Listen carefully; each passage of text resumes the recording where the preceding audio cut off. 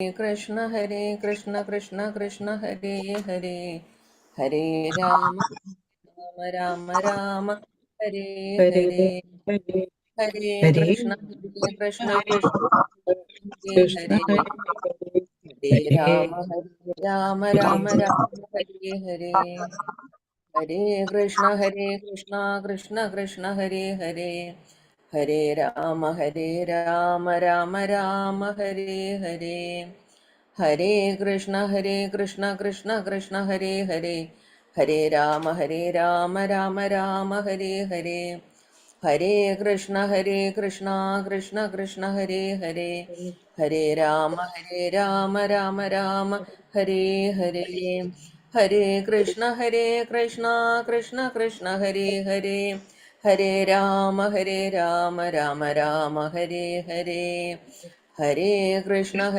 कृष्ण कृष्ण हरे हरे हरे राम राम राम हरे राम हरे हरे हरे हरे हरे कृष्ण कृष्ण कृष्ण हरे कृष्ण हरे हरे हरे हरे हरे राम राम हरे राम राम हरे राम हरे हरे हरे कृष्ण कृष्ण कृष्ण कृष्ण हरे हरे कृष्ण हरे हरे हरे हरे राम राम राम हरे राम हरे हरे हरे हरे हरे कृष्ण कृष्ण कृष्ण हरे कृष्ण हरे कृष्ण हरे हरे कृष्ण कृष्ण राम राम हरे हरे हरे हरे कृष्ण कृष्ण कृष्ण हरे कृष्ण हरे हरे हरे राम राम हरे राम हरे हरे हरे हरे कृष्ण कृष्ण कृष्ण हरे हरे हरे हरे राम राम राम हरे हरे हरे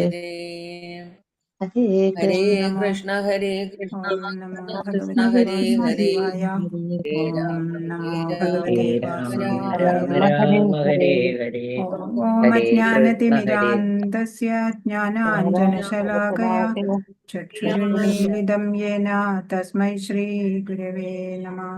श्रीचैतन्यमनोभीष्टं स्थापितं येन भूतले स्वयं रूपकदा मह्यं ददाति स्वपदान्तिकम्। वन्देऽहं श्रीगुरो श्रीयुतपदकमलं श्रीगुरून् वैष्णवांश्च श्रीरूपं साग्रजातं सहगणरघुनाथान्वितं तं सजीवं साद्वैतं सावधूतं परिजनसहितं कृष्णचैतन्यदेवं श्रीराधाकृष्णपादान् सहगणललिता श्रीविशाखान्वितांश्च। हे कृष्णा करुणा सिन्धो दीनबन्धो जगत्पते गोपेश गोपिकान्त राधाकान्त नमोऽस्तु ते।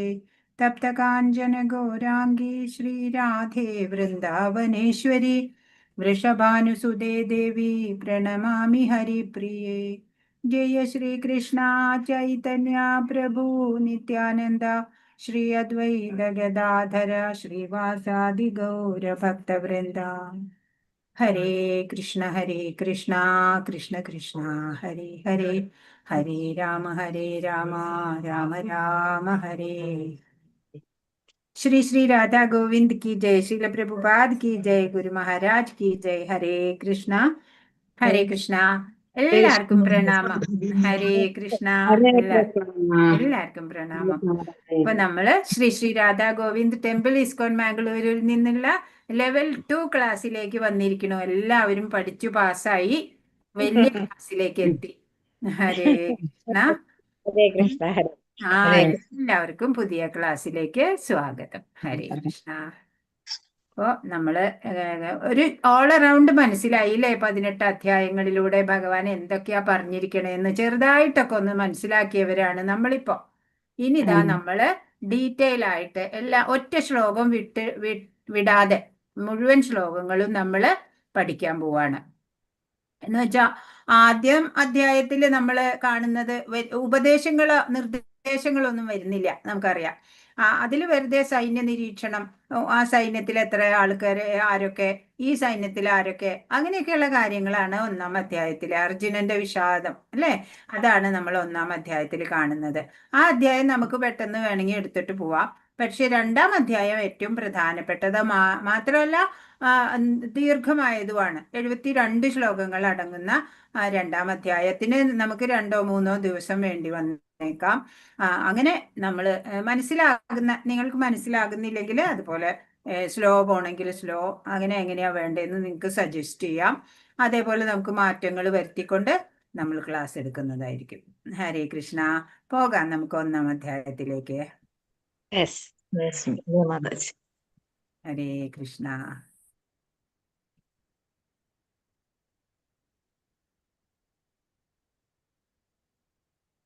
ഹരേ കൃഷ്ണ.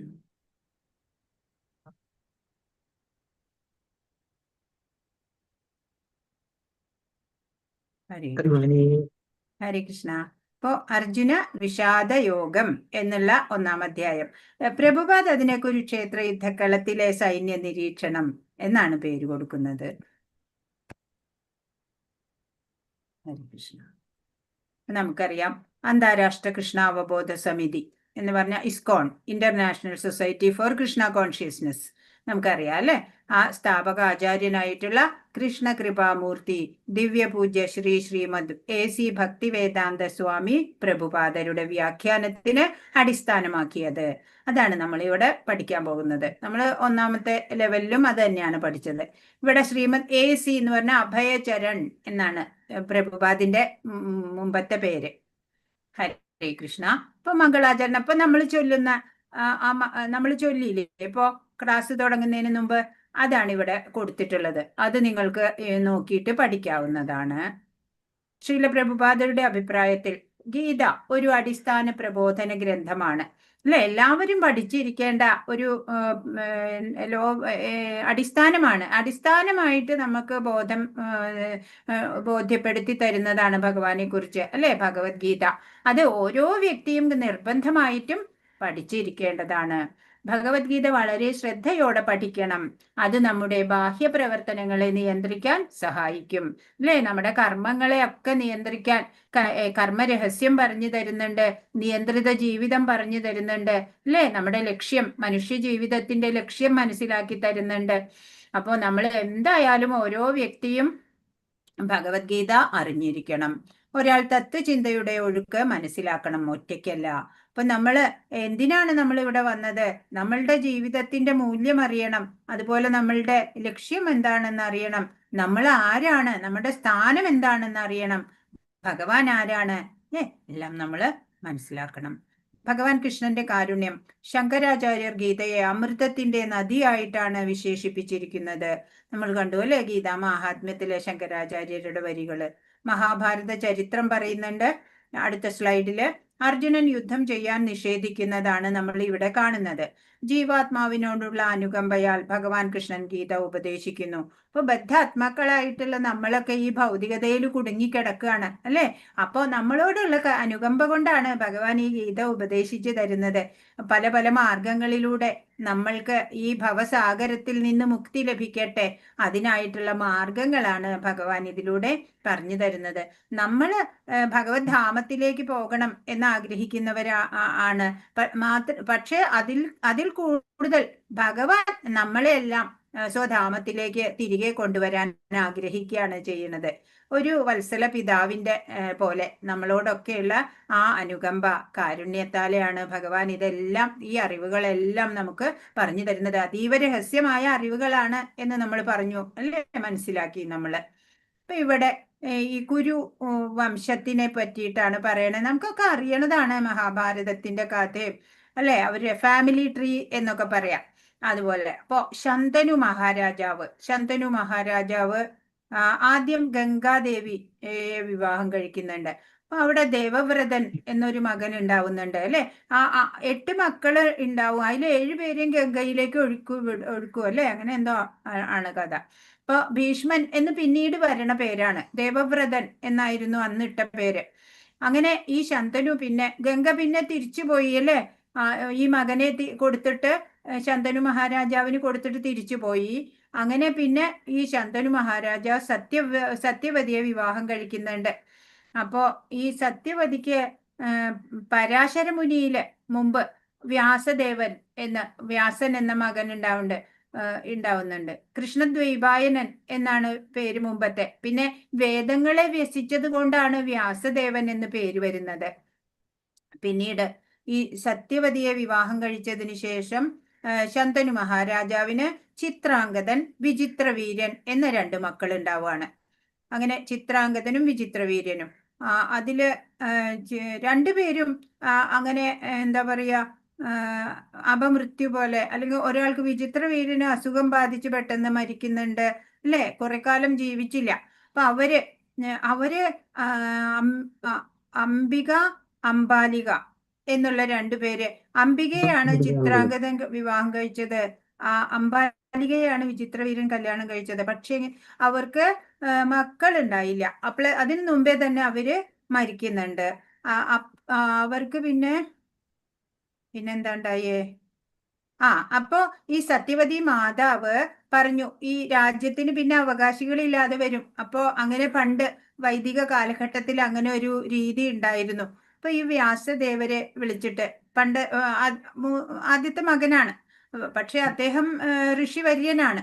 അദ്ദേഹത്തോട് പറഞ്ഞു ഇവരില് ഈ അംബികയിലും അംബാലികയിലും പുത്രോത്പാദനം ചെയ്യണം, ഇത് രാജ്യത്തിന് അവകാശമില്ല ഉണ്ടാവാൻ വേണ്ടിയിട്ട്.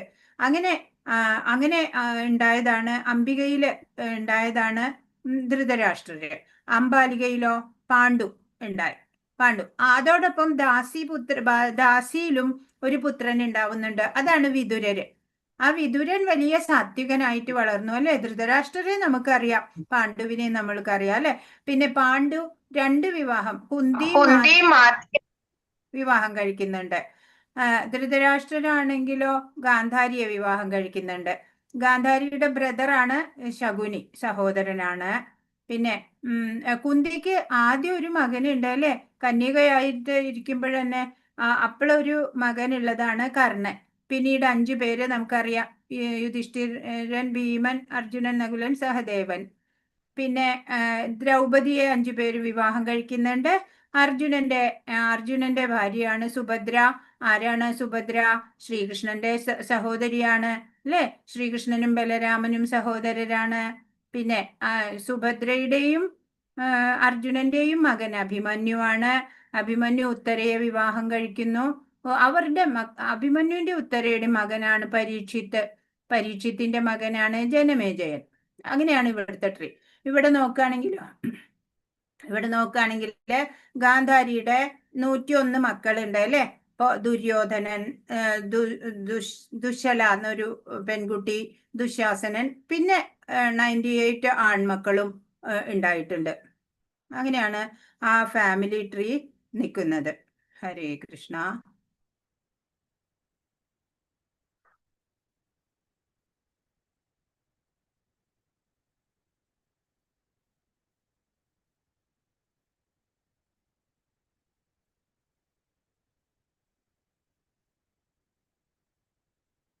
അപ്പൊ ഇവിടെ ഭഗവത്ഗീതയുടെ വിഭാഗങ്ങൾ നമ്മൾ കണ്ടത് തന്നെയാ അല്ലെ, കഴിഞ്ഞ പ്രാവശ്യം കണ്ടതാണ്. 1 മുതൽ 6 വരെ കർമ്മയോഗം, 7 മുതൽ 12 വരെ ഭക്തിയോഗം, 13 മുതൽ 18 വരെ ജ്ഞാനയോഗമാണ്. ആചാര്യന്മാർ ഭക്തിയോഗം ശ്രീമദ് ഭഗവത്ഗീതയുടെ മധ്യത്തിലായിരിക്കുന്നതിന്റെ കാരണങ്ങൾ പറഞ്ഞിരിക്കുന്നു. അത് താഴെ കൊടുത്തിരിക്കുന്നു. ഇപ്പൊ ഭക്തിയോഗം 7 മുതൽ 12 വരെയുള്ള അധ്യായങ്ങളാണ്. അത് എന്തുകൊണ്ടാണ് ഇങ്ങനെ മധ്യത്തിൽ കൊടുത്തിരിക്കുന്നത്? ഭക്തി വളരെ രഹസ്യമാണ്. ഭക്തിയാണ് എല്ലാ ഗ്രന്ഥങ്ങളുടെയും സാരാംശം. ഭക്തിയില്ലാതെ കർമ്മയോഗവും ജ്ഞാനയോഗവും ജീവനില്ല. ഭക്തിയാണ് അതിന് ജീവൻ നൽകുന്നത്. പൊതുവെ മനുഷ്യർ അടുപ്പത്തിലാകാതെ രഹസ്യമായ കാര്യങ്ങൾ വെളിപ്പെടുത്തില്ല. അതുകൊണ്ട് ബഹുമാനാർത്ഥം ഭക്തി മധ്യത്തിൽ കൊടുത്തിരിക്കുന്നു. നമ്മൾ ഇന്റിമേറ്റ് ആയവരോട് അല്ലെ നമ്മൾ നമ്മുടെ ടോപ്പ് സീക്രട്സ് ഒക്കെ വെളിപ്പെടുത്തുക. അതുപോലെ എല്ലാം 6 അധ്യായങ്ങളും മനസ്സിലാക്കിയതിന് ശേഷം ഭക്തിയോഗം പഠിക്കാൻ വേണ്ടിയിട്ട് ഏറ്റവും പ്രാധാന്യമുള്ളതിനാൽ ഭക്തി മധ്യത്തിൽ കൊടുത്തിരിക്കുന്നു. ഉദാഹരണം, തന്റെ സൈന്യത്തോടൊപ്പം യാത്ര ചെയ്യുന്ന രാജാവ് മധ്യത്തിലാണ്, അങ്ങനെ അദ്ദേഹം സുരക്ഷിതനാണ്. അതുപോലെ ഇപ്പൊ നമ്മള് എന്താ പറയാ, നമ്മള് വേറെ എന്ത് മെറ്റൽ സാധനങ്ങളൊക്കെ ഉണ്ടെങ്കിൽ നമ്മൾ അലക്ഷ്യമായിട്ട് അവിടെ എവിടെയൊക്കെ വെക്കുള്ളൂ. എന്നാൽ നമുക്ക് സ്വർണം, ഓർണമെന്റ്സ്, ജ്വല്ലറി ഒക്കെ നമ്മൾ വളരെ ഭദ്രമായിട്ട് വെക്കും അല്ലെ. അതൊക്കെ അടച്ച് അല്ലെ അലമാരയിൽ ലോക്കറിന്റെ ഉള്ളിലൊക്കെ കൊണ്ടുപോയി വെക്കും. അതുപോലെ മധ്യത്തിലാണ് ഭക്തിയോഗം ഉള്ളത് അടങ്ങിയിരിക്കുന്നത്. ശീലപ്രഭുപാദരുടെ വ്യാഖ്യാനം താഴെ കൊടുത്തിരിക്കുന്ന വൈഷ്ണവന്മാരുടെ വ്യാഖ്യാനത്തിന് അടിസ്ഥാനമാക്കിയുള്ളതാണ്. 4 പേരുടെ വ്യാഖ്യാനങ്ങളെ ഭഗവത്ഗീത വ്യാഖ്യാനങ്ങളെ അടിസ്ഥാനപ്പെടുത്തിയാണ് ഭഗവത്ഗീത യഥാരൂപം ശ്രീലപ്രഭുപാദ് രചിച്ചിട്ടുള്ളത്. പ്രമുഖരായിട്ടുള്ള 1 ശ്രീല ബലദേവ് വിദ്യാഭൂഷൺ, ശ്രീല ശ്രീധരസ്വാമി, ശ്രീല വിശ്വനാഥ് ചക്രവർത്തി ഠാക്കൂർ, ശ്രീപാദ രാമാനുജാചാര്യ. ഈ 4 പേരുടെയും വിവർത്തനങ്ങള്, ഭഗവത്ഗീതയുടെ വിവർത്തനങ്ങള് പരിശോധിച്ച് റെഫർ ചെയ്തുകൊണ്ടാണ് ശ്രീല പ്രഭുപാദ് തന്റെ വിവർത്തനം തയ്യാറാക്കിയിട്ടുള്ളത്. ഭഗവത്ഗീതയിലെ 700 ശ്ലോകങ്ങളുടെ വിഭജനാണെന്നുണ്ടെങ്കിൽ 700 ശ്ലോകങ്ങൾ ഉള്ളത് 4 പേര് എത്ര വീതം പറഞ്ഞു എന്നുള്ളതാണ് ഇവിടെ. ഇപ്പോ ഭഗവാൻ കൃഷ്ണൻ 574 ശ്ലോകങ്ങള്, ഈ 700-ല് 574 ഭഗവാൻ പറഞ്ഞിട്ടുള്ളതാ. 82% ഭഗവത്ഗീതയിലെ ശ്ലോകം ഭഗവാനാണ് 574 പറഞ്ഞിട്ടുള്ളത്. അർജുനൻ 84 ശ്ലോകങ്ങളാണ്. അർജുനൻ സംശയം ചോദിക്കുക മാത്രമാണ് അല്ലെ. സംശയം ഉന്നയിച്ചത് 12%. സഞ്ജയൻ പറഞ്ഞത് 41 ശ്ലോകങ്ങളാണ്. 5.9% അത്. ധൃതരാഷ്ട്രർ ഒരേ ഒരു ശ്ലോകമേ പറഞ്ഞിട്ടുള്ളൂ ഭഗവത്ഗീതയില്. 0.1% ആണ് അത്. അങ്ങനെ 4 പേരും പറഞ്ഞിട്ടുള്ള നമ്പറുകളാണ് ഇവിടെ കൊടുത്തിട്ടുള്ളത്. അപ്പൊ ഭഗവാൻ 574, അർജുനൻ 84 ശ്ലോകം, സഞ്ജയൻ 41, ധൃതരാഷ്ട്രര് 1 ശ്ലോകം. നമ്മള് അധ്യായത്തിലേക്ക് കടക്കാണ്. ഓം നമോ ഭഗവതേ വാസുദേവായ. 1-ാമത്തെ ശ്ലോകം. ധൃതരാഷ്ട്ര ഉവാച ധർമ്മക്ഷേത്രേ കുരുക്ഷേത്രേ സമവേതായുയുത്സവ മാമകാഃ പാണ്ഡവശ്ചൈവ കിമകുർവത സഞ്ജയ. ധൃതരാഷ്ട്രൻ പറഞ്ഞു, ഹേ സഞ്ജയ, പുണ്യസ്ഥലമായ കുരുക്ഷേത്രത്തിൽ യുദ്ധോത്സുകരായി ഒന്നിച്ചുകൂടിയ എന്റെ മക്കളും പാണ്ഡുപുത്രരും എന്തു ചെയ്തു ചോദിക്കുകയാണ് അല്ലെ. ഈ പുണ്യ സ്ഥലമായിട്ടുള്ള കുരുക്ഷേത്രം, അതില് യുദ്ധത്തിനായി ഒരുങ്ങി വന്നിട്ടുള്ള എന്റെ മക്കളും അതുപോലെ പാണ്ഡുപുത്രരും എന്താണ് ചെയ്തത് എന്ന്. വ്യാസശിഷ്യനായിരുന്നു സഞ്ജയൻ. വ്യാസദേവന്റെ കരുണയാൽ ധൃതരാഷ്ട്രരുടെ കൊട്ടാരത്തിൽ ഇരുന്നു കൊണ്ട് തന്നെ കുരുക്ഷേത്രത്തിലെ യുദ്ധരംഗം കാണാൻ അദ്ദേഹത്തിന് സാധിച്ചിരുന്നു അല്ലെ. അപ്പോ ധൃതരാഷ്ട്രർക്ക് ദിവ്യ ചക്ഷുസ് നൽകാമെന്ന് വ്യാസൻ പറഞ്ഞപ്പോ വേണ്ട എന്ന് പറഞ്ഞു. അപ്പോ പിന്നെ കൊടുത്തത് സഞ്ജയനാണ്. അതുകൊണ്ട് സഞ്ജയൻ കൊട്ടാരത്തിൽ ഇരുന്നു കൊണ്ട് തന്നെ കുരുക്ഷേത്ര യുദ്ധരംഗം കണ്ടിട്ട് അത് രാജാവിന് വിവരിച്ചു കൊടുക്കുകയായിരുന്നു ചെയ്തത്. ധർമ്മപിതാവായ ശ്രീകൃഷ്ണന്റെ സാന്നിധ്യത്തിൽ ധർമ്മഭൂമിയായ കുരുക്ഷേത്രത്തിൽ വെച്ച് വിളനിലത്തിലെ കളകളെ എന്ന പോലെ ധൃതരാഷ്ട്രപുത്രന്മാരായ ദുര്യോധനാദികളെ പൂർണ്ണമായും നശിപ്പിക്കുമെന്നും യുധിഷ്ഠിരന്റെ നേതൃത്വത്തിലുള്ള ധാർമ്മികരെ ഭഗവാൻ നാടുവാഴിക്കുമെന്നും ഇതിന്റെ തുടക്കത്തിൽ നിന്നു തന്നെ വ്യക്തമാകുന്നുണ്ട്. ഭഗവാൻ ആരുടെ കൂടെയാണ്? പാണ്ഡവരുടെ കൂടെയാണ് ഭഗവാൻ ഉള്ളത്. മാത്രല്ല ധർമ്മഭൂമിയായിട്ടുള്ള കുരുക്ഷേത്ര ഭൂമി, അവിടെ ധർമ്മമേ ജയിക്കുള്ളൂ അല്ലെ. അങ്ങനെയുള്ള സ്ഥലത്ത് ഈ വിളനിലത്തിൽ കളകളെ വലിച്ചു കളയും അല്ലെ, പുല്ലൊക്കെ വലിച്ചു കളയും. അതുപോലെ ധൃതരാഷ്ട്രപുത്രന്മാരായിട്ടുള്ള ദുര്യോധന ആദികളെയൊക്കെ പൂർണ്ണമായി നശിപ്പിക്കും. എന്നിട്ട് യുധിഷ്ഠിരന്റെ നേതൃത്വത്തിലുള്ള ധാർമ്മികരെ ഭഗവാൻ നാടുവാഴിക്കും എന്നൊക്കെ ഈ സൂചന തുടക്കത്തിൽ തന്നെ ലഭിച്ചിട്ടുണ്ട്. 2-ാമത്തെ ശ്ലോകം. സഞ്ജയ ഉവാച ദൃഷ്ട്വാ തു പാണ്ഡവാനീകം വ്യൂഢം ദുര്യോധനസ്തദാ ആചാര്യമുപസംഗമ്യ രാജാവചനമബ്രവീത്. സഞ്ജയൻ പറഞ്ഞു, അല്ലയോ രാജാവേ, പാണ്ഡുപുത്രന്മാർ സജ്ജമാക്കിയ സൈന്യത്തെ കണ്ട് ദുര്യോധന മഹാരാജാവ് ആചാര്യന്റെ മുമ്പിൽ ചെന്ന് ഇങ്ങനെ പറഞ്ഞു. അപ്പോ സഞ്ജയൻ പറഞ്ഞു കൊടുത്തോണ്ടിരിക്കുകയാണ് ധൃതരാഷ്ട്രർക്ക്. പറയാണ്, രാജാവേ, ഈ പാണ്ഡുപുത്രന്മാരെ ഒരുക്കി നിർത്തിയിട്ടുള്ള സൈന്യത്തിനെ കണ്ടിട്ട് ഈ ദുര്യോധന മഹാരാജാവ് എന്ന് തന്നെ പറഞ്ഞു. ദുര്യോധനനെ അച്ഛന് പിതാവിന് സന്തോഷായിക്കോട്ടെ. അങ്ങനെ ദുര്യോധന മഹാരാജാവ് ആചാര്യന്റെ മുമ്പിൽ ചെന്ന് ഇങ്ങനെ പറഞ്ഞു. ആരാണ് ആചാര്യൻ? ദ്രോണരാണ് അല്ലേ. ദ്രോണാചാര്യരുടെ അടുത്ത് ചെന്നു. ജനനം മുതൽക്കേ അന്ധനായിരുന്നു ധൃതരാഷ്ട്രർ. നിർഭാഗ്യവശാൽ ആധ്യാത്മിക വീക്ഷണവും അദ്ദേഹത്തിനില്ല. ധർമ്മത്തെ സംബന്ധിച്ചിടത്തോളം തന്റെ മക്കളും അത്ര തന്നെ അന്ധരാണെന്ന് അദ്ദേഹത്തിന് നന്നായി അറിയാം. അപ്പൊ ധൃതരാഷ്ട്രരുടെ ഒരു സ്വഭാവം വിവരിക്കുകയാണ് ഇവിടെ. അദ്ദേഹം അന്ധനായിരുന്നു ജനിക്കുമ്പോ തന്നെ. മാത്രമല്ല ആധ്യാത്മിക വീക്ഷണം ഒട്ടുമില്ല. ധർമ്മത്തിനെ സംബന്ധിച്ചോ താനും തന്റെ മക്കളും ഒക്കെ മന്ധരാണ് ധാർമ്മികമായിട്ട് നോക്കുമ്പോ. അത് അദ്ദേഹത്തിനും അറിയാം മക്കള് അധർമ്മികളാണ് എന്നുള്ളത്. പശ്യൈതാം പാണ്ഡുപുത്രാണാം ആചാര്യ മഹതീം ചമും വ്യൂഢാം ദ്രുപദപുത്രേണ തവ ശിഷ്യേണ ധീമത. അല്ലയോ ആചാര്യ, അങ്ങയുടെ ശിഷ്യനും ബുദ്ധിശാലിയുമായ ദ്രുപദപുത്രൻ ഒരുക്കി നിർത്തിയിട്ടുള്ള ഈ മഹത്തായ പാണ്ഡവ സൈന്യത്തെ ഒന്ന് നോക്കൂ. ഇപ്പൊ ദുര്യോധനൻ പറയാണ് ദ്രോണാചാര്യരുടെ അടുത്ത് ചെന്നിട്ട്, ആചാര്യ, അങ്ങയുടെ ശിഷ്യനും ബുദ്ധിശാലിയുമായ ദ്രുപദപുത്രൻ. ആരാ ദ്രുപദപുത്രൻ? ദൃഷ്ടദ്യുമ്നനാണ്. അപ്പൊ അദ്ദേഹം ഒരുക്കി നിർത്തിയിട്ടുള്ള മഹത്തായ പാണ്ഡവ സൈന്യത്തെ ഒന്ന് നോക്കൂ എന്ന് പറയാണ്. നയതന്ത്രജ്ഞനായ ദുര്യോധനന് സർവസൈന്യാധിപനും മഹാബ്രാഹ്മണനുമായ ദ്രോണാചാര്യന്റെ തെറ്റുകളെ ചൂണ്ടിക്കാട്ടേണ്ടിയിരിക്കുന്നു. ഈ ദ്രോണാചാര്യർ ഈ യുദ്ധത്തിൽ ഒരു വിട്ടുവീഴ്ചയ്ക്കും തുനിയാതെ ജാഗരൂകനായിരിക്കണമെന്ന് ഉദ്ദേശിച്ചാണ് ദുര്യോധനൻ ആചാര്യന്റെ ഈ തെറ്റ് ചൂണ്ടിക്കാട്ടിയത്. ഇപ്പൊ പറയണ എന്താണ് തെറ്റ്? ഇവര് ദ്രോണാചാര്യരും ദ്രുപദനും മഹാരാജാവും തമ്മില് രാഷ്ട്രീയ വൈരം ഉണ്ടായിരുന്നു. അപ്പോ അതുകൊണ്ട് ആ തെറ്റുകളെ ചൂണ്ടിക്കാണിക്കാൻ, എന്നിട്ടും തന്നെ വധിക്കാൻ ഒരു മകനുണ്ടാവണം എന്ന് യജ്ഞത്തിലൂടെ ലഭിച്ച മകനാണ് ദൃഷ്ടദ്യുമ്നൻ. ആ ദൃഷ്ടദ്യുമ്നനെ ദ്രോണാചാര്യരെ വധിക്കാനുണ്ടായ പുത്രനാ. എന്നിട്ട് പോലും ആ ദൃഷ്ടദ്യുമ്നനെ ആയുധ വിദ്യ പഠിപ്പിച്ചത് ദ്രോണാചാര്യര് തന്നെയാണ്. അല്ലെ? മഹാന്മാരായ ബ്രാഹ്മണര് അങ്ങനെയാണ്, ആരോടും വൈരാഗ്യം ഉണ്ടാവില്ല, അല്ലെ? ആരെയും ശത്രുതായില് കാണില്ല. അങ്ങനെ അപ്പൊ അവരൊക്കെയും പാണ്ഡവരൊക്കെയും ശിഷ്യരാണ് എന്നതുകൊണ്ട് അവരുടെ അടുത്ത് ഒരു വിട്ടുവീഴ്ചയും ചെയ്യരുത്, നമ്മളെ യുദ്ധത്തിൽ ജയിപ്പിക്കണം എന്നുള്ള ഒരു സൂചനയാണ് അവിടെ കൊടുത്തത്. അത്ര ശൂരാ മഹേശ്വാസ ഭീമാർജുന സമായുധി യുയുധാനോ വിരാടശ്ച ദ്രുപദശ്ച മഹാരഥ. ഭീമാർജുനന്മാരോട് കിടനിൽക്കുന്ന യുയുധാനൻ, വിരാടൻ, ദ്രുപദൻ എന്നീ വില്ലാളി വീരന്മാർ ആ സൈന്യത്തിലുണ്ട്.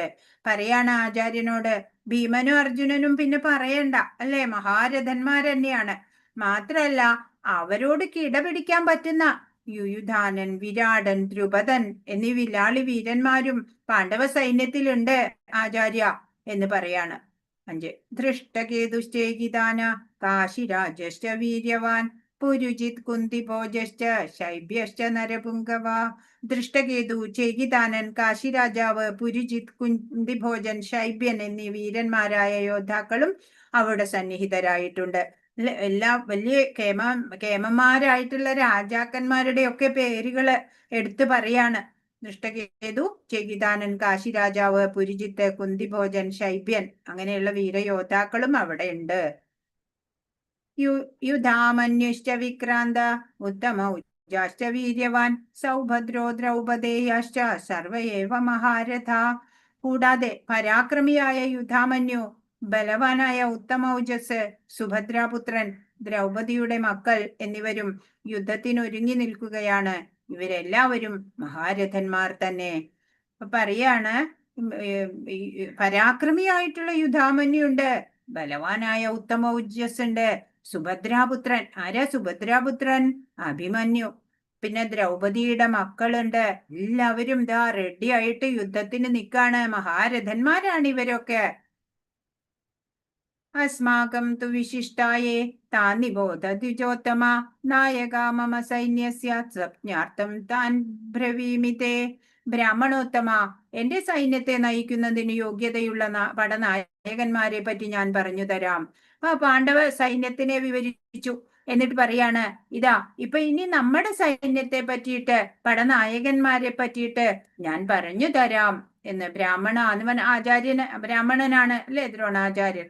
അതാ പറയണേ 8ാമത്തെ ശ്ലോകം. ഭവാൻ ഭീഷ്മശ്ച കർണശ്ച കൃപശ്ച സമിതിം ജയ അശ്വത്ഥാമാ വികർണശ്ച സൗമദത്തിസ്തഥൈവച. യുദ്ധത്തിൽ സദാ വിജയിക്കുന്നവരായ താങ്കൾ, അങ്ങുണ്ട്, ദ്രോണാചാര്യരുണ്ട്.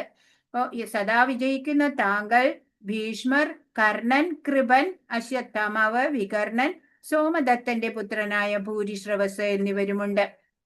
അവർക്കൊക്കെ വിജയം മാത്രമേ ഉള്ളൂ, അവരൊരിക്കലും തോൽക്കില്ല. ആരൊക്കെയത്?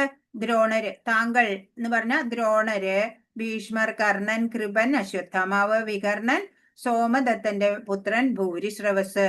അവർക്ക് ആർക്കും അവരെ തോൽപ്പിക്കാനേ പറ്റില്ല, അങ്ങനെയുള്ളവരാണ്. അന്യേ ച ബഹവഃ ശൂരാ മദർത്ഥേ ത്യക്തജീവിതാ നാനാശസ്ത്രപ്രഹരണ സർവേ യുദ്ധവിശാരദ. എനിക്ക് വേണ്ടി സ്വജീവിതം അർപ്പിക്കാൻ ഒരുങ്ങി വന്നവരായിട്ട് ഇനിയുമുണ്ട് പല വീരയോദ്ധാക്കളും. ത്യക്തജീവിത എന്നാ പറയണേ. ജീവിതം ത്യജിക്കാൻ പോലും തയ്യാറായിട്ട് എനിക്ക് വേണ്ടി അങ്ങനെ വന്ന വീരയോദ്ധാക്കൾ അനവധിയുണ്ട്. നാനാവിധത്തിലുള്ള ആയുധങ്ങൾ കൈവശമുള്ളവരും സമരമുറകളിൽ സുപരിചിതരുമാണ് അവര്. പല ടൈപ്പ് ആയുധങ്ങളാ അവരുടെ കയ്യില്.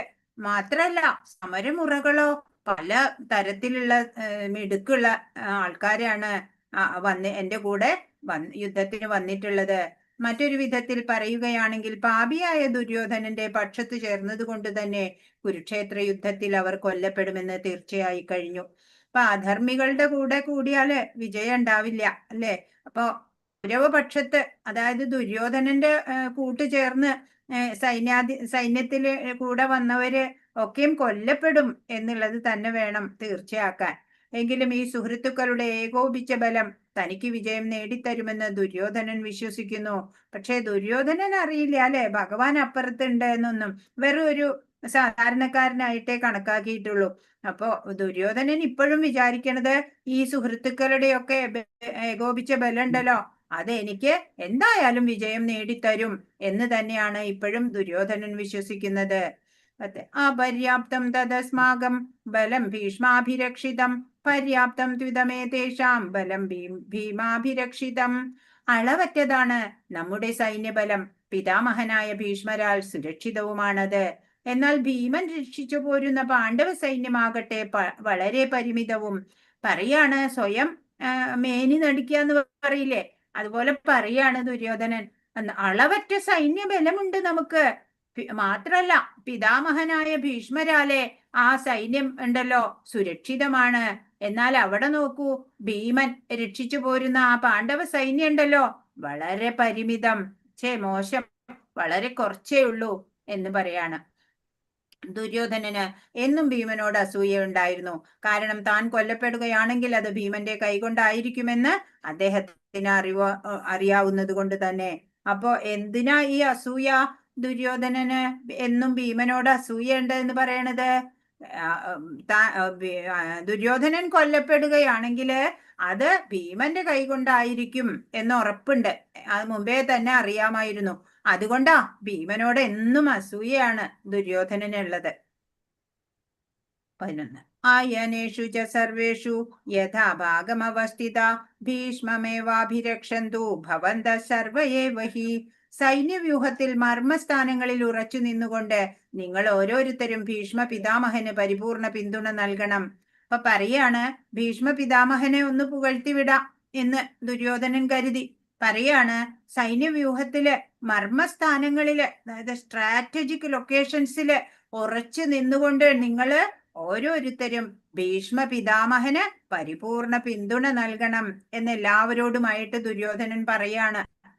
താൻ ഭീഷ്മരെ പുകഴ്ത്തി പറഞ്ഞത് മറ്റുള്ളവരെ അവഗണിക്കുകയായി കരുതുമെന്ന് സംശയിച്ച ദുര്യോധനൻ സ്വാഭാവികമായ ചാതുര്യത്തോടെ സന്ദർഭാനുസൃതമായി ചുവടുമാറുന്നു. ഡിപ്ലോമാറ്റിക് ആയ ഒരാളാണ് ദുര്യോധനൻ. അപ്പോ എല്ലാവരെയും ഞാൻ മാനിക്കുന്നുണ്ട് എന്ന് കാണിക്കുകയാണ് ചെയ്യണത്. 12 തസ്യ സംജനയൻ ഹർഷം കുരു വൃദ്ധ പിതാമഹ സിംഹനാദം വിനദ്യോച്ചൈ ശംഖം ദധ്മൗ പ്രതാപവാൻ.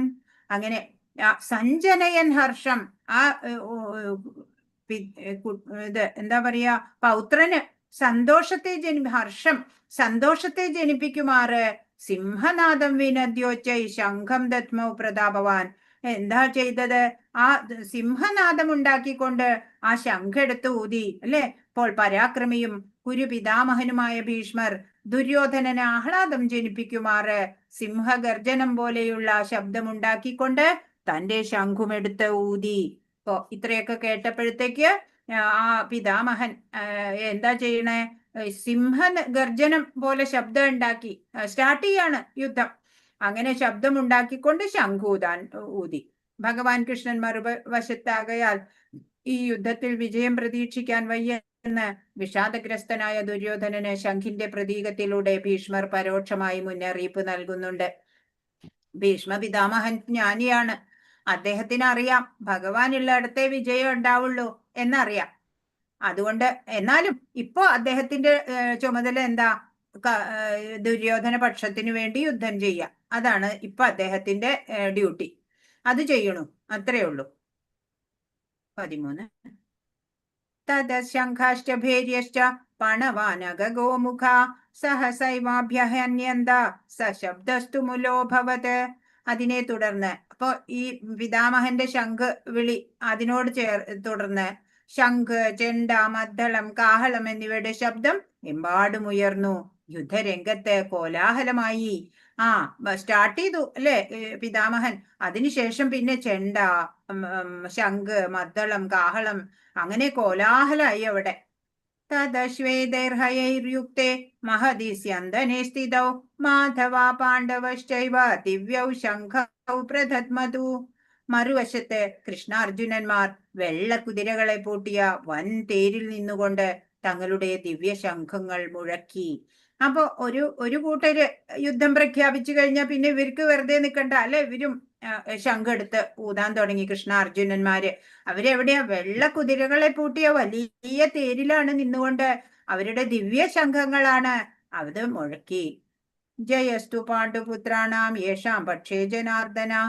കൃഷ്ണ ഭഗവാൻ പാണ്ഡുപുത്രരുടെ കൂടെയാകയാൽ അവർ വിജയം നേടുന്നു. എവിടെയെല്ലാം ഭഗവത് സാന്നിധ്യമുണ്ടോ അവിടെയെല്ലാം ഐശ്വര്യദേവതയും വാഴുന്നു.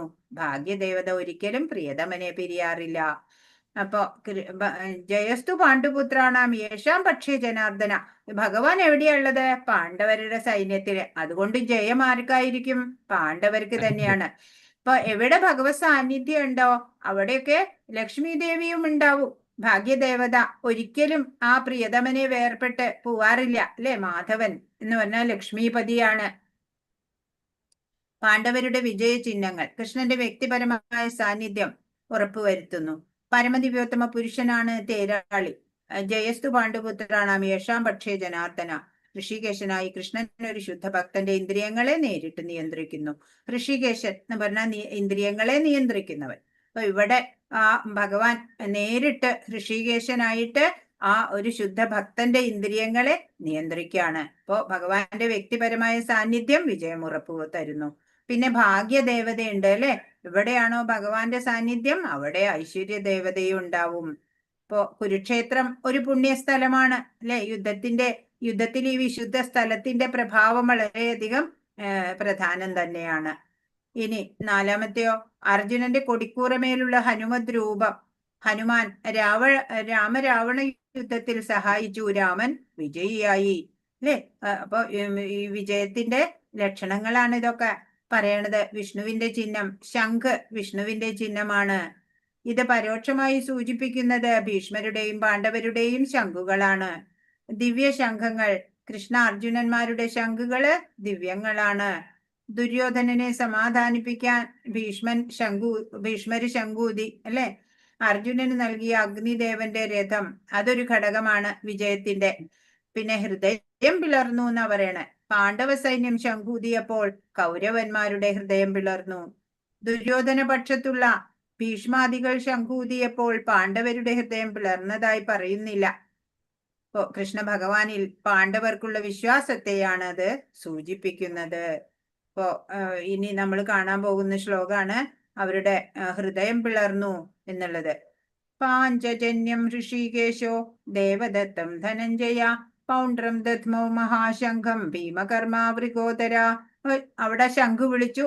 പിന്നെ ചെണ്ട, മദ്ദളം അതൊക്കെ ഭേരി ഒക്കെ എടുത്തിട്ട് കോലാഹലായി. അപ്പോൾ ഇവിടെ പാണ്ഡവ സൈന്യത്തിൽ എന്താണ്? പാഞ്ചജന്യം ഋഷികേശൻ. കൃഷ്ണ ഭഗവാൻ പാഞ്ചജന്യം എന്ന ശംഖമൂതി. അർജുനൻ ദേവദത്തവും ദുഷ്കര കർമ്മങ്ങളിൽ മുന്നിൽ നിൽക്കുന്നവനും ഭോജനപ്രിയവനുമായ ഭീമൻ പൗണ്ഡ്രം എന്ന ശംഖവും മുഴക്കി. അപ്പോ ഈ പാണ്ഡവരെല്ലാവരും ശംഖു മുഴക്കാൻ തുടങ്ങി. വൃഗോദരൻ എന്നാ പറയണേ ഭീമനെ.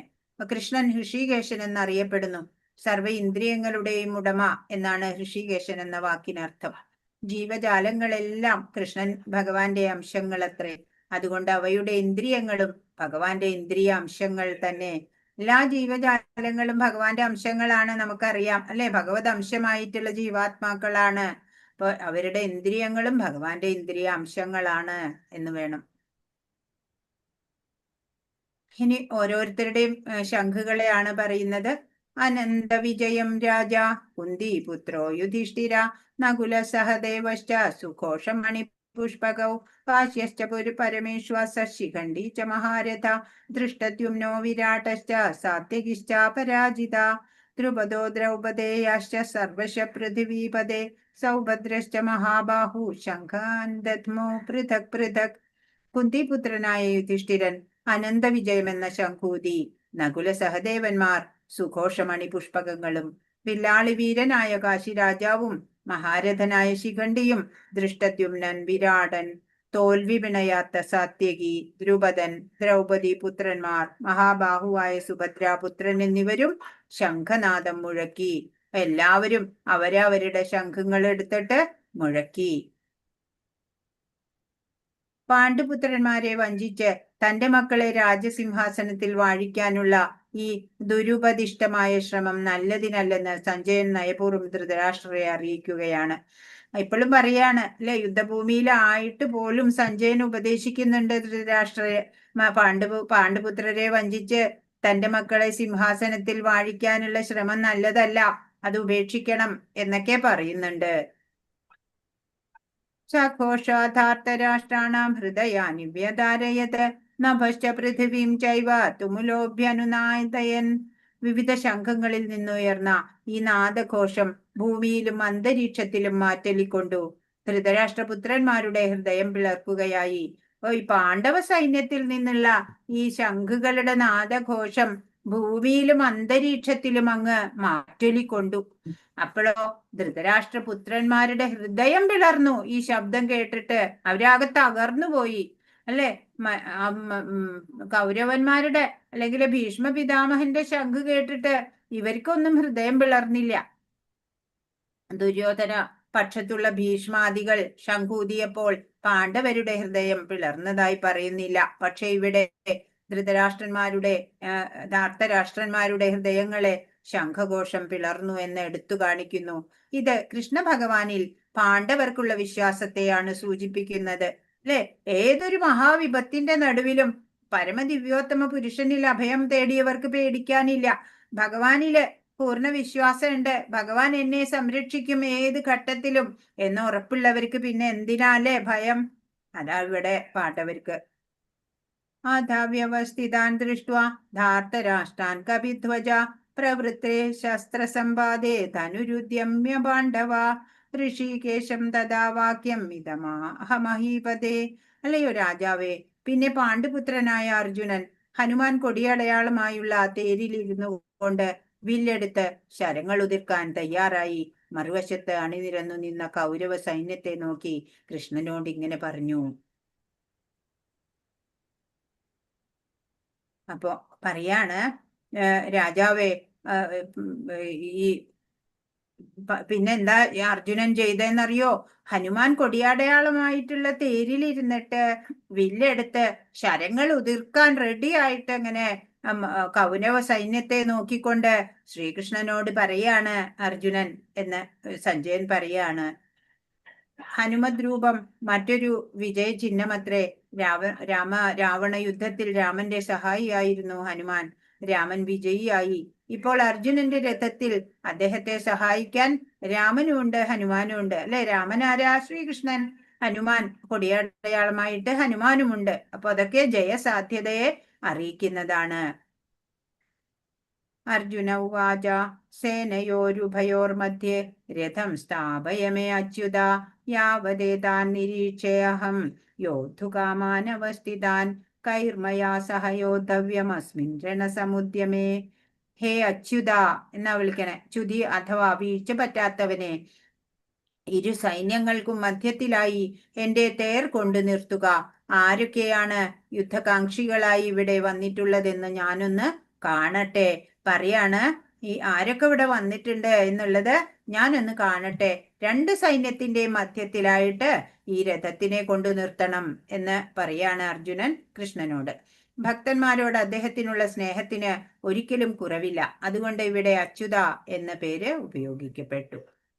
ഭക്തൻ എപ്പോഴും ഭഗവത് സേവനത്തിന് ഒരുക്കമാണ്. കൃഷ്ണനാകട്ടെ ഭക്തന് ഏതെല്ലാം വിധമെങ്കിലും സഹായം അരുളാൻ ഒരു അവസരം പ്രതീക്ഷിച്ചു കൊണ്ടും ഇരിക്കുന്നു.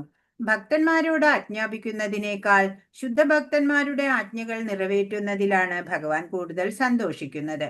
ഭഗവാൻ ഭക്തവത്സലനാണ് അല്ലെ. ഇപ്പോ ആ ഭക്തനായ അർജുനന്റെ തേരാളിയായിട്ട് നിൽക്കുന്നത് ആരാ അല്ലേ? പരമദിവ്യോത്തമ പുരുഷനായിട്ടുള്ള ആ ഭഗവാൻ തന്നെയാണ്. ഭഗവാന് ഭക്തരോട് ആജ്ഞാപിക്കണേനേക്കാളും ഇഷ്ടം ഏതാ?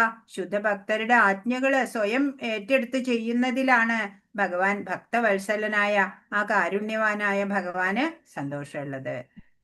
യോത്സ്യമാനാനവേക്ഷേഹം യയേതേത്ര സമാഗത ധാർത്തരാഷ്ട്രസ്യ ദുർബുദ്ധേർയുദ്ധേ പ്രിയ ചികീർഷവ. ദുർബുദ്ധിയായ ധൃതരാഷ്ട്രപുത്രനെ സന്തോഷിപ്പിക്കാനായി യുദ്ധത്തിന് ഒരുങ്ങി വന്നവരെ ഞാൻ കാണട്ടെ.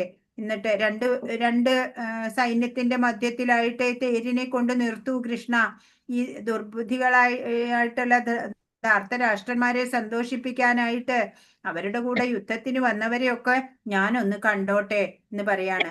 ദുര്യോധനൻ പിതാവായ ധൃതരാഷ്ട്രന്റെ സഹായത്തോടെ പാണ്ഡവരുടെ രാജ്യം കൈയടക്കാൻ കുടില തന്ത്രങ്ങൾ പ്രയോഗിക്കുകയാണെന്നത് ഏവർക്കും അറിയാവുന്ന ഒരു രഹസ്യമത്രേ. അവരുടെ രാജ്യം സൂത്രത്തിൽ പിടിച്ചടക്കി വെച്ചിരിക്കുകയാണ് അല്ലെ. അപ്പോൾ അതിന് കൂട്ടു നിൽക്കുന്നവരും ഒരേ വിധം തൂവലുകളുള്ള പക്ഷികൾ, സമാന ചിന്താഗതിയുള്ളവരായിരിക്കും. ആരെല്ലാം എന്നറിയാൻ മാത്രമാണ്.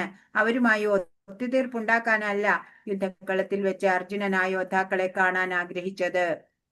അപ്പോ ആ വന്നിട്ടുള്ളവര് അധർമ്മികളുടെ കൂട്ടുകൂടുന്ന അവരും അധർമ്മികൾ തന്നെയാണ് ഏതാണ്ടൊക്കെ. അപ്പൊ അവര് ആരൊക്കെയാണ് എന്നാണ് അർജുനൻ കാണാൻ ആഗ്രഹിച്ചത്. സഞ്ജയോവാച ഏവമുക്തോ ഹൃഷീകേശോ ഗുഢാകേശേന ഭാരത സേനയോരുഭയോർമധ്യേ സ്ഥാപയിത്വാ രഥോത്തമം. അങ്ങനെ പറഞ്ഞ വേളയില് ശ്രീകൃഷ്ണൻ ആ തേരിനെ കൊണ്ടു നിർത്തുകയാണ്. സഞ്ജയൻ പറഞ്ഞു, ഹേ ഭാരതപുത്ര, അർജുനന്റെ വാക്കുകേട്ടിട്ട് കൃഷ്ണ ഭഗവാൻ ശ്രേഷ്ഠമായ ആ രഥത്തെ ഇരു സൈന്യങ്ങൾക്കും നടുവിൽ കൊണ്ടു നിർത്തി. ഗുഡാകം എന്നാൽ നിദ്ര. നിദ്രയെ ജയിക്കുന്നവൻ ഗുഡാകേശൻ. ഗുഡാകം എന്ന് പറഞ്ഞാൽ എന്താണ്? നിദ്ര എന്നാണ്. ഗുഡാകേശൻ നിദ്രയും അജ്ഞാനത്തെയും സൂചിപ്പിക്കുന്നതാണ്. കൃഷ്ണനുമായുള്ള സൗഹാർദ്ദം മൂലം അർജുനൻ നിദ്രയെയും അജ്ഞാനത്തെയും കീഴടക്കിയിരിക്കുന്നു. ഗുഡാകം എന്ന് പറഞ്ഞ നിദ്ര. ഭക്തൻ ഉണർന്നിരിക്കുമ്പോഴും ഉറങ്ങുമ്പോഴും ഒരുപോലെ അയാൾക്ക് കൃഷ്ണന്റെ നാമം, രൂപം, ഗുണങ്ങൾ, ലീലകൾ എന്നിവയെ പറ്റി ചിന്തിക്കാതിരിക്കാൻ കഴിയില്ല. ആ പ്രകാരം ഒരു കൃഷ്ണ ഭക്തന് കൃഷ്ണനെ പറ്റി ചിന്തിച്ചു കൊണ്ട് തന്നെ നിദ്രയെയും അജ്ഞാനത്തെയും ജയിക്കാം. ഇതിനെ കൃഷ്ണാവബോധം അഥവാ സമാധി എന്ന് പറയും. ഇപ്പോ കൃഷ്ണാവബോധം എന്ന് പറഞ്ഞാല് നമ്മുടെ അവബോധം, നമ്മുടെ ബോധമണ്ഡലം അത് എവിടെ ഉണ്ടാവണം? ഭഗവാനിലാവണം അല്ലെ. അതാണ് എപ്പോഴും ഉണർന്നിരിക്കുമ്പോഴും ഉറങ്ങുമ്പോഴും ഒക്കെ ഭഗവാന്റെ നാമം, ഗുണം, രൂപം, ലീലകള് ഇതൊക്കെ ചിന്തിക്കണം. എപ്പോഴും ഭഗവാനെ ഒരു സെക്കൻഡ് പോലും, ഒരു നിമിഷം പോലും മറക്കാതെ ഇരിക്കുക. അത് അങ്ങനെയാണ് ഒരു ഉത്തമ ഭക്തൻ ചെയ്യുക. ഭീഷ്മദ്രോണ പ്രമുഖത സർവേഷാം ച മഹീക്ഷിതാം ഉവാച പാർത്ഥ പശ്യേതാൻ സമവേതാൻ കുരുനിധി. അങ്ങനെ ഭീഷ്മദ്രോണാദികളുടെയും മറ്റു രാജാക്കന്മാരുടെയും മുന്നിൽ വെച്ചിട്ട് ഭഗവാൻ ഇങ്ങനെ പറയാണ്, പാർത്ഥ, ഇവിടെ ഒത്തുകൂടിയ കുരുവംശജരെ നോക്കൂ എന്ന് ഭഗവാൻ പറയാണ്. തേരിനെ ആ രണ്ട് സൈന്യത്തിന്റെ മധ്യത്തിൽ കൊണ്ടു നിർത്തിയിട്ട് ഭഗവാൻ പറയാണ്, ഇതാ കണ്ടോളൂ, എല്ലാ കുരുവംശജരെ നോക്കിക്കോളൂ. സൂചിപ്പിക്കുന്നു അർജുനനെ സംബന്ധിച്ചിടത്തോളം പാർത്ഥ അല്ലെങ്കിൽ കുന്തിപുത്ര എന്ന സംബോധന സാരവത്താണ്. തന്റെ പിതാവായ വസുദേവരുടെ സഹോദരിയുടെ മകനായതുകൊണ്ടാണ് താൻ അർജുനന്റെ തേരാളി പദം സ്വീകരിച്ചതെന്ന ഒരു സുഹൃത്ത് എന്ന നിലയിൽ കൃഷ്ണൻ അർജുനനെ അറിയിക്കുന്നു. അപ്പോ അവര് കസിൻസ് ആണ് അല്ലെ. ശരിക്കും നോക്കിയാൽ അച്ഛന്റെ സഹോദരിയുടെ മകനാണ് അർജുനൻ, ശ്രീകൃഷ്ണന്റെ. കുരുക്കളെ നോക്കൂ എന്ന വാക്ക് തന്റെ പിതൃ സഹോദരി പുത്രനിൽ നിന്ന് അത്തരം പെരുമാറ്റം കൃഷ്ണൻ പ്രതീക്ഷിച്ചിരുന്നില്ല. അർജുനന്റെ മനോഭാവത്തെ പറ്റി സൗഹൃദപൂർവമായ ഒരു പ്രവചനമാണിത്. ഇപ്പോ ആ കുരുക്കള് എന്ന് പറഞ്ഞാൽ ഇവരും പാണ്ഡവര് എന്ന് പേരില് ഒരേ വംശം തന്നെയാണ് അല്ലെ. അതാ തത്ര പശ്യത് സ്ഥിതാൻ പാർത്ഥ പിതൃനഥ പിതാമഹാൻ ആചാര്യാൻ മാതുലാൻ ഭ്രാതൃ പുത്രാൻ പൗത്രാൻ സഖീംസ്തഥാ ശ്വശുരാൻ സുഹൃദശ്ചൈവ സേനയോരുഭയോരപി. ആ യുദ്ധരംഗത്തിൽ ഇരു സൈന്യങ്ങളുടെയും മധ്യത്തിൽ പിതൃതുല്യരെയും പിതാമഹരെയും ഗുരുജനങ്ങളെയും മാതുലന്മാരെയും സഹോദരന്മാർ, മക്കൾ, പൗത്രന്മാർ, സുഹൃത്തുക്കൾ, ഭാര്യ, പിതാക്കന്മാർ എന്നിവരെയും അർജുനൻ കണ്ടു. ഇത്ര ഇന്റൻസിറ്റി ഓഫ് ദ സിറ്റുവേഷൻ ഇപ്പോഴാണ് അർജുനന് ബോധ്യം വരണത്. ആ യുദ്ധരംഗത്ത് ആരൊക്കെയാ നിൽക്കണത്? ഇരു സൈന്യങ്ങളുടെ മധ്യത്തിലായിട്ട് ആരെ അർജുനൻ കാണുന്നത്? പിതൃതുല്യര്, പിതാമഹര്, ഗുരുജനങ്ങള്, മാതുലന്മാര്, സഹോദരര്, മക്കള്, പൗത്രന്മാര്, സുഹൃത്തുക്കള്, ഭാര്യ, പിതാക്കന്മാര്, ഇവരെയൊക്കെയാണ് അർജുനൻ കാണുന്നത്. താൻ സമീക്ഷ്യ സ കൗന്ദേയ സർവാൻ ബന്ധൂനവസ്ഥിതാൻ കൃപയാ പരയാവിഷ്ടോ വിഷീദന്നിതമബ്രവീത്. ഇങ്ങനെ പല വിധത്തിലും തനിക്ക് ബന്ധുക്കളായുള്ളവരെ അവിടെ കണ്ടപ്പോൾ കരുണാഭരിതനായി തീർന്ന കുന്തിപുത്രൻ പറഞ്ഞു, അവിടെ എങ്ങനെ നോക്കിയാലും എല്ലാം ബന്ധുക്കളെയാ കാണുന്നത്. അർജുന ഉവാച ദൃഷ്ട്വേമം സ്വജനം കൃഷ്ണ യുയുത്സും സമുപസ്ഥിതം സീദന്തി മമ ഗാത്രാണി മുഖം ച പരിശുഷ്യതി. അർജുനൻ പറഞ്ഞു, യുദ്ധത്തിനൊരുങ്ങി വന്നിട്ടുള്ള ഈ ബന്ധുമിത്രാദികളെ കണ്ടിട്ട് എന്റെ അവയവങ്ങൾ തളരുന്നു, മുഖം വരളുന്നു. പറയാണ്, ഈ യുദ്ധത്തിന് വന്നിട്ടുള്ള ബന്ധുമിത്രാദികളെ കണ്ടിട്ട് എനിക്ക് പറ്റണില്ല യുദ്ധം ചെയ്യാൻ. എന്റെ അവയവങ്ങൾ ഓരോന്നും തളരാണ്, മുഖമൊക്കെ വരണ്ടു പോണു കൃഷ്ണ എന്ന് പറയാണ്. പരമദിവ്യോത്തമ പുരുഷനിൽ അചഞ്ചലമായ വിശ്വാസമുള്ളവന് ദേവന്മാരുടെ ഗുണങ്ങളെല്ലാം ഉണ്ട്. ഒരു ഭക്തന് ദൈവിക ഗുണങ്ങൾ ഉണ്ടാവും, അല്ലെ? ഭഗവത് ഭക്തനല്ലാത്ത ഒരാൾക്ക് വില കുറഞ്ഞ ഭൗതിക ഗുണങ്ങൾ മാത്രമേ ഉണ്ടാവുള്ളൂ. അയാൾ മാനസിക മേഖലകളിലൂടെ അലഞ്ഞു തിരിയുന്നത് കൊണ്ട് എങ്ങുമെത്താതെ വെട്ടിത്തിളങ്ങുന്ന ഭൗതിക ശക്തിയാൽ ആകൃഷ്ടനായി പോകുമെന്നതിൽ സംശയമില്ല. ഇപ്പോ ഭൗതികമായിട്ട് ചിന്തിക്കണവർക്ക് അല്ലെ ഗുണങ്ങൾ ഉണ്ടാവില്ല. പക്ഷെ ഒരു ഭക്തനോ ദൈവിക ഗുണങ്ങൾ നല്ലതുപോലെ ഉണ്ടാവും. അനുകമ്പയും സഹതാപവും അവർക്കെല്ലാം മരണമടുത്തതോർത്ത് ഈ പ്രതികരണം ഉണ്ടായത് ദൗർബല്യം കൊണ്ടല്ല, മൃദുല ഹൃദയത്വം കൊണ്ടാണ്. അത് ശുദ്ധനായ ഭഗവത് ഭക്തനിൽ സ്വാഭാവികമാണ്. അപ്പോ അർജുനൻ ഒരു ഭഗവത് ഭക്തനാണ്, അതുകൊണ്ട് തന്നെ മൃദുല ഹൃദയമാണ്, അല്ലേ? അല്ലാതെ അർജുനൻ ഭീരുവായിട്ടോ ദൗർബല്യം കൊണ്ടല്ല. ഇവേ പതുഷ്ട ശരീരേ മേ രോമഹർഷശ്ച ജായതേ ഗാണ്ഡീവം സ്രംസതേ ഹസ്താത്വക്ചൈവ പരിദഹ്യതേ. എന്റെ ശരീരം വിറയ്ക്കുകയും രോമാഞ്ചമുണ്ടാവുകയും ചെയ്യുന്നു. എന്റെ വില്ല് ഗാണ്ഡീവം കയ്യിൽ നിന്ന് വഴുതുന്നു, തൊലി ചുട്ടുനീറുന്നു. പറയാണ് വീണ്ടും, കൃഷ്ണ, എന്റെ ശരീരം വിറയ്ക്കണു, എനിക്ക് രോമാഞ്ചം ഉണ്ടാവണു. എന്റെ ആ ഗാണ്ഡീവം എന്ന വില്ല് കയ്യിൽ നിന്ന് വഴുതുന്നു, എന്റെ തൊലിയെല്ലാം ചുട്ടുനീറുന്നു. ശരീരത്തിന് വിറയിലും രോമാഞ്ചവും രണ്ട് കാരണങ്ങൾ കൊണ്ടുണ്ടാവാം. ഒന്ന് ആധ്യാത്മികമായ ആനന്ദ അനുഭൂതി കൊണ്ടാവാം, ഒന്നോ ഭൗതിക സാഹചര്യങ്ങളിൽ നിന്നുളവാകുന്ന ഭയം കൊണ്ടും ഉണ്ടാവാം. അപ്പൊ ഗാണ്ഡീവം എന്ന തന്റെ പ്രശസ്തമായ ധനുസ് കയ്യിൽ നിന്നും ഊർന്നു വീഴുന്നതും ഹൃദയത്തിലെ നീറ്റൽ തൊലിപ്പുറത്ത് അനുഭവപ്പെടുന്നതും അദ്ദേഹത്തിനുണ്ടായ അസ്വസ്ഥതയുടെ മറ്റു ലക്ഷണങ്ങളാണ്. ഇവയെല്ലാം ജീവിതത്തെക്കുറിച്ചുള്ള ഭൗതിക ചിന്താഗതികൾ മൂലമുണ്ടായവയാണ്. അപ്പൊ ഭൗതിക വീക്ഷണത്തിലൂടെയാണ് അർജുനൻ ഇപ്പൊ കാണുന്നത്, ഇതെന്റെ മുത്തശ്ശനാണ്, ഇതെന്റെ ആചാര്യനാണ്, ഇതെന്റെ ബന്ധുക്കളാണ് എന്ന നോട്ടം, അല്ലെ? അങ്ങനെ നോക്കുമ്പോ അവരെ ആരെയും വധിക്കാൻ എന്നെ കൊണ്ടാവില്ല എന്ന് അർജുനന് തോന്നാണ്. ശക്നോമ്യവസ്ഥാതും ഭ്രമതീവ ച മേ മന നിമിത്താനി ച പശ്യാമി വിപരീതാനി കേശവ. എനിക്ക് ഇപ്പോൾ ഉറച്ചു നിൽക്കാൻ കൂടി സാധിക്കുന്നില്ല. ഞാൻ എന്നെ തന്നെ മറന്നു പോകുന്നു, മനസ്സ് ചുറ്റിക്കറങ്ങുന്നു. അല്ലയോ കൃഷ്ണ, കേശവ, ദൗർഭാഗ്യ ലക്ഷണങ്ങളാണ് ഞാൻ എമ്പാടും കാണുന്നത്. എനിക്ക് നിൽക്കാൻ കൂടി സാധിക്കണില്ല കൃഷ്ണ. ഞാൻ മറന്നു പോവാണ്, എന്റെ മനസ്സ് ചുറ്റിക്കറങ്ങാണ്. ഇപ്പോ ദൗർഭാഗ്യ ലക്ഷണങ്ങളാണ് ഞാൻ എമ്പാടും കാണുന്നത്. ഉറച്ച് വികാര വിക്ഷോഭത്താല് നിൽക്കാണ്. ആത്മവിസ്മൃതി എന്ന് പറഞ്ഞ മനോദൗർബല്യം കൊണ്ടാണ്. കൃഷ്ണന്റെ ഇച്ഛാനുസാരം അർജുനൻ തന്റെ യഥാർത്ഥത്തിൽ ഉണ്ടാകേണ്ടതായ സ്വാർത്ഥ താല്പര്യങ്ങളിലുള്ള അജ്ഞതയെ പ്രകടിപ്പിക്കുകയാണ്. യഥാർത്ഥമായ സ്വാർത്ഥ താല്പര്യം വിഷ്ണുവിൽ അഥവാ കൃഷ്ണനിലാണ് നിലകൊള്ളുന്നത്. ബദ്ധനായ ജീവാത്മാവ് ഇത് മറക്കുകയും തന്മൂലം ഭൗതിക ക്ലേശങ്ങൾ അനുഭവിക്കുകയും ചെയ്യുന്നു. എല്ലാം ഭഗവാന്റെ പ്ലാൻ അനുസരിച്ചാണ് ഇവിടെ എല്ലാം നടക്കുന്നത്, അല്ലെ? അത് ഓർക്കാൻ ആ സമയം അർജുനന് സാധിക്കുന്നില്ല. സ്വാർത്ഥ താല്പര്യം, ഞാൻ എന്റെ ബന്ധുക്കളെ വധിക്കുന്നു എന്നുള്ള ആ ഒരു ബോധത്തോടെ ആ ബദ്ധനായ ജീവാത്മാവ് മറക്കാണ്. ഭഗവാനും താനുമായുള്ള ആ ബന്ധത്തിനെയൊക്കെ മറന്നിട്ട് ആ ഭൗതിക ക്ലേശങ്ങളിലൂടെ കടന്നു പോവാണ് ഇപ്പോ അർജുനൻ.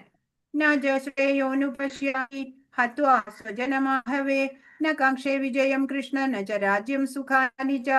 ബന്ധുക്കളെ യുദ്ധത്തിൽ കൊല്ലുന്നത് കൊണ്ട് എങ്ങനെ എന്ത് ഗുണമുണ്ടാവുമെന്ന് എനിക്ക് മനസ്സിലാവുന്നില്ല കൃഷ്ണ. എനിക്ക് വിജയം ആവശ്യമില്ല, രാജ്യമാവട്ടെ സുഖമാവട്ടെ എനിക്ക് വേണ്ട.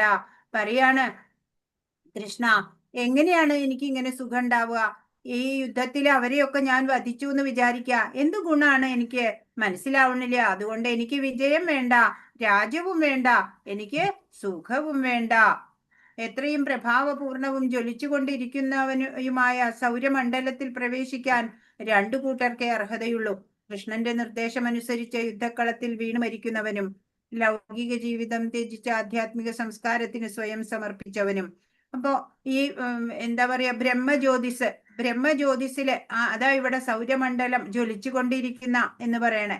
ആ ജ്യോതിസില് പ്രവേശിക്കാൻ രണ്ടു കൂട്ടർക്കാ സാധിക്ക. ഒന്ന്, ഈ യുദ്ധത്തില് മരിക്കുന്നവര് വീരസ്വർഗം പ്രാപിക്കും. പിന്നെയോ ഈ ലൗകിക ജീവിതത്തില് അല്ലെ യോഗികള് അവര് സ്വയം സമർപ്പിച്ചവരായിക്കൊണ്ട് അവര് ഈ ബ്രഹ്മജ്യോതിസിലേക്കും സായുജ്യം നേടുന്നവര്. വിശപ്പ് തോന്നാത്ത ഒരാൾ ഭക്ഷണം പാകം ചെയ്യാൻ ഇഷ്ടപ്പെടാത്തതുപോലെ നിരാശ കൊണ്ട് കാട്ടിൽ പോയി ഏകാന്ത ജീവിതം നയിക്കാനാണ് അദ്ദേഹം ഉദ്ദേശിക്കുന്നത്. ഇപ്പൊ അർജുനന് രാജ്യം ഒന്നും വേണ്ട അല്ലെ, ഭിക്ഷ എടുത്തോ എങ്ങനെ ജീവിച്ചാലും കുഴപ്പമില്ല, ബന്ധുക്കളെ കൊല്ലാൻ വയ്യ. കിം നോ രാജ്യേന ഗോവിന്ദ കിം ഭോഗേ ജീവിതേന വാ യേഷാമർത്ഥേ കാംക്ഷിതം നോ രാജ്യം ഭോഗാ സുഖാനി ച. തൈമേവ സ്ഥിതാ യുദ്ധേ പ്രാണാം ത്യക്ത്വാ ധനാനി ച. ആചാര്യാപിതര പുത്രാസ്തഥൈവ ച പിതാമഹ മാതുലാ ശിശിരപൗത്ര സ്യാലാ സംബന്ധിനസ്തദാ ഏതാന്ന ഹന്തുമിച്ഛാമി ഘ്നതോപി മധുസൂദന. അഭിത്രൈലോക്യ രാജ്യസ്യ ഹേതോ കിം ന മഹീകൃതേ നിഹത്യ ധാർത്തരാഷ്ട്രാന്ന കാ പ്രീതി സ്യാ ജനാർദ്ദന. ഹേ ഗോവിന്ദ, രാജ്യം കൊണ്ടും ഭോഗങ്ങൾ കൊണ്ടും ജീവിതം കൊണ്ടു തന്നെയും ഞങ്ങൾക്ക് എന്തു പ്രയോജനം? ആർക്കു വേണ്ടി ഞങ്ങൾ ഇതെല്ലാം ആഗ്രഹിക്കുന്നുവോ അവരെല്ലാം സ്വത്തും പ്രാണൻ കൂടിയും ഉപേക്ഷിക്കാൻ തയ്യാറായി ധാരണാങ്കണത്തിൽ നിൽക്കുന്നു. മധുസൂദന, ഗുരുജനങ്ങൾ, പിതൃപിതാമഹന്മാർ, മക്കൾ, അമ്മാവന്മാർ, ശ്വശുരന്മാർ, സ്യാലന്മാർ തുടങ്ങിയ ബന്ധുക്കളാണ് ഇങ്ങനെ മുന്നിൽ നിൽക്കുന്നത്. ഞാൻ എന്തിനവരെ കൊല്ലണം? അവരെ വധിക്കുകിൽ ത്രൈലോക്യമാകെ നേടാമെന്ന് വന്നാലും ഞാൻ അവരോട് യുദ്ധം ചെയ്യാനില്ല. പിന്നെ എങ്ങനെയാണ് വെറും മണ്ണിനു വേണ്ടി അവരെ കൊല്ലാനാവുക? ജനാർദ്ദന, ധാർത്തരാഷ്ട്രന്മാരെ ഹിംസിച്ചിട്ട് ഞങ്ങൾക്ക് എന്ത് സുഖം കിട്ടാനാണ്? അപ്പോ പറയാണ്, എനിക്കിതൊന്നും വേണ്ട, ഇതുകൊണ്ടൊക്കെ എന്താ പ്രയോജനം? അർജുനൻ പറയാ, കൃഷ്ണ, ഞങ്ങള് ഇതൊന്നും ആഗ്രഹിച്ചിട്ടില്ല. ഈ ബന്ധുക്കളെ ഒക്കെയും വധിച്ചിട്ട് എല്ലാവരും പിതൃപിതാമഹന്മാരെ, ഗുരുജനങ്ങള്, മധുസൂദന, ഇവരൊക്കെ എന്റെ മുന്നിൽ നിൽക്കുന്നു. ഇവരെ ഞാൻ എന്തിനാ കൊല്ലണത്? അങ്ങനെ ത്രൈലോക്യം മുഴുവൻ 3 ലോകങ്ങളും കിട്ടും ഇവരെ വധിച്ചാൽ എന്ന് വന്നാലും എനിക്ക് യുദ്ധം ചെയ്യാനാവില്ല. പിന്നെ എന്തിനാ ഒരു രാജ്യത്തിന് വേണ്ടി ഞാൻ എങ്ങനെയാ യുദ്ധം ചെയ്യാ? അങ്ങനെ അവരെ ഹിംസിച്ചിട്ട് എന്ത് സുഖമാണ് കിട്ടാൻ പോകുന്നത് എന്ന് അവിടെ എല്ലാം പറഞ്ഞ് മനസ്സിലാക്കി കൊടുക്കുക കൃഷ്ണന്. അപ്പൊ ഗോവിന്ദ എന്ന് പറഞ്ഞ ഗോക്കൾക്കും ഇന്ദ്രിയങ്ങൾക്കും ആനന്ദം പ്രദാനം ചെയ്യുന്നവനാണ് ഗോവിന്ദൻ എന്ന് പറഞ്ഞ എന്താ അർത്ഥം? ഗോക്കൾക്കും ഇന്ദ്രിയങ്ങൾക്കും ആനന്ദം പ്രദാനം ചെയ്യുന്ന ആള്, അതാണ് ഗോവിന്ദന്റെ അർത്ഥം. നമ്മുടെ ഇന്ദ്രിയ സംതൃപ്തിയല്ല, ഗോവിന്ദന്റെ ഇന്ദ്രിയ സന്ദർപ്പണത്തിന് ശ്രമിക്കുന്നതായാൽ നമ്മുടെ ഇന്ദ്രിയങ്ങൾ സ്വാഭാവികമായി തൃപ്തി അടഞ്ഞുകൊള്ളും. അപ്പോ ഭഗവാന്റെ ആഗ്രഹത്തിന്, ഭഗവാന്റെ പ്രസന്നതയ്ക്കായിട്ട് നമ്മൾ പ്രയത്നിക്കാം അല്ലെ. ഗോവിന്ദൻ എന്ന് പറഞ്ഞാൽ ഗോക്കൾക്കും ഇന്ദ്രിയങ്ങൾക്കും ആനന്ദം പ്രദാനം ചെയ്യുന്നവൻ എന്നാണ്. 36 പാപമേവാശ്രയേതസ്മാൻ ഹത്വൈതാനാദതായിന തസ്മാനാർഹ വയം ഹന്തും ധാർത്തരാഷ്ട്രാൻ സബാന്ധവാൻ. അക്രമികളായ ഇവരെ കൊന്നാൽ ഞങ്ങൾക്ക് പാപമായിരിക്കും നേട്ടം. ധൃതരാഷ്ട്രപുത്രന്മാരെയും സുഹൃത്തുക്കളെയും ഹിംസിക്കുക എന്നത് നമ്മൾക്കുചിതമല്ല. അല്ലയോ മാധവ, സ്വന്തം ബന്ധുക്കളെ കൊന്നിട്ട് എന്തു നേടാനാണ്? ഞങ്ങൾക്ക് എങ്ങനെ സുഖിക്കാൻ കഴിയും? പിന്നെയും പറയാണ്, ഭഗവാനോട് പറയാണ്, ഇവര് ആദതായികളാണ് എന്ന് വെച്ചാൽ വധാർഹരാണ്. എന്നാൽ പോലും ഇവരെയും കൊന്നാല് പാപം തന്നെയാണ് ഫലം. ഇപ്പോ ധൃതരാഷ്ട്രപുത്രന്മാരെയും സുഹൃത്തുക്കളെയും ഹിംസിക്കുക എന്നുള്ളത് നമുക്ക് ഉചിതമായ കാര്യമല്ല കൃഷ്ണ. ബന്ധുക്കളെ കൊന്നിട്ട് എന്താ കാര്യം? ഞങ്ങൾക്ക് പിന്നെ സുഖിക്കാനൊന്നും സാധ്യമല്ല എന്ന്. വൈദിക പ്രമാണം അനുസരിച്ച് അക്രമികൾ 6 കൂട്ടരാണ്. ആരൊക്കെയാണ്? വിഷം കൊടുക്കുന്നവൻ, വീട് തീവയ്ക്കുന്നവൻ, മാരകായുധങ്ങൾ കൊണ്ട് ആക്രമിക്കുന്നവൻ, സ്വത്ത് കൊള്ളയടിക്കുന്നവൻ, ഭൂമി കയ്യേറുന്നവൻ, അന്യന്റെ ഭാര്യയെ അപഹരിക്കുന്നവൻ. അത്തരം അക്രമികളെ ഉടനെ വധിക്കണം. അതുകൊണ്ട് പാപമില്ല. ആതതായികളാണ് ഇവർ. 6 കാര്യങ്ങൾ ചെയ്യുന്നവരെ വധിക്കാം എന്നാണ്. യദ്യപേദേന പശ്യന്തി ലോഭോപഹത ചേതസ കുലക്ഷയകൃതം ദോഷം മിത്രദ്രോഹേ ച പാതകം കഥം ന ജ്ഞേയമസ്മാഭി പാപാദസ്മാൻ നിവർത്തിതും കുലക്ഷയകൃതം ദോഷം പ്രപശ്യദ്ഭിർജനാർദ്ദന. ജനാർദ്ദന, ലോഭാവേശം കൊണ്ട് ഇവർ ബന്ധുഹിംസയിലും സുഹൃത്തുക്കളോട് പൊരുതുന്നതിലും ദോഷം കാണുന്നില്ലെങ്കിലും കുലക്ഷയത്തിൽ നിന്നുണ്ടാകുന്ന ആപത്തുകളെ കുറിച്ച് അറിവുള്ള നമ്മൾ ഈ പാപകർമ്മങ്ങളിൽ എന്തിനു വ്യാപൃതരാകുന്നു? ഒരുപക്ഷെ അവർക്ക് അറിഞ്ഞുകൂടാ ഈ ലോഭം. അവർക്ക് അത്യാഗ്രഹം കൊണ്ട് അവർക്ക് ബന്ധുക്കളെ കൊല്ലാനോ സുഹൃത്തുക്കളോട് പൊരുതാനോ ഒന്നും ചിലപ്പോ വിഷമുണ്ടായിരിക്കില്ല.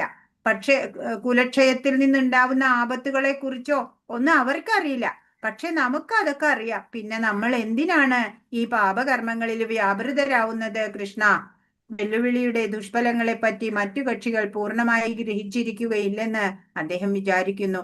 അർജുനൻ ആ ദുഷ്ഫലങ്ങളെ മുഴുവൻ കാണുന്നുണ്ട്. അതുകൊണ്ട് അദ്ദേഹത്തിന് ഈ വെല്ലുവിളി സ്വീകരിക്കാൻ കഴിഞ്ഞില്ല. അപ്പോ അവര് വിവേകം ഇല്ലാത്തവര് അവര് യുദ്ധത്തിന് ഒരുങ്ങി വന്നു. അത് വിചാരിച്ച് നമ്മൾ ഈ ദുഷ്ഫലങ്ങളെ കുറിച്ചിട്ട് അറിയണം. നമ്മള് എന്തിനാണ് ഈ വെല്ലുവിളി ഏറ്റെടുക്കണത്? കൃഷ്ണ, ഇങ്ങനെ ഇരുവശവും ചിന്തിച്ചു നോക്കി അർജുനൻ യുദ്ധം ചെയ്യേണ്ട എന്ന് തീരുമാനിക്കുകയാണ്. കുലക്ഷയെ പ്രണശ്യന്തി കുലധർമ്മ സനാതന ധർമ്മേ നഷ്ടേ കുലം കൃഷ്ണമധർമ്മോഭവത്യുത. വംശം നശിക്കുന്നതോടുകൂടി ഏറെക്കാലമായി പുലർത്തിപ്പോന്ന കുലധർമ്മങ്ങൾ നശിക്കുന്നു.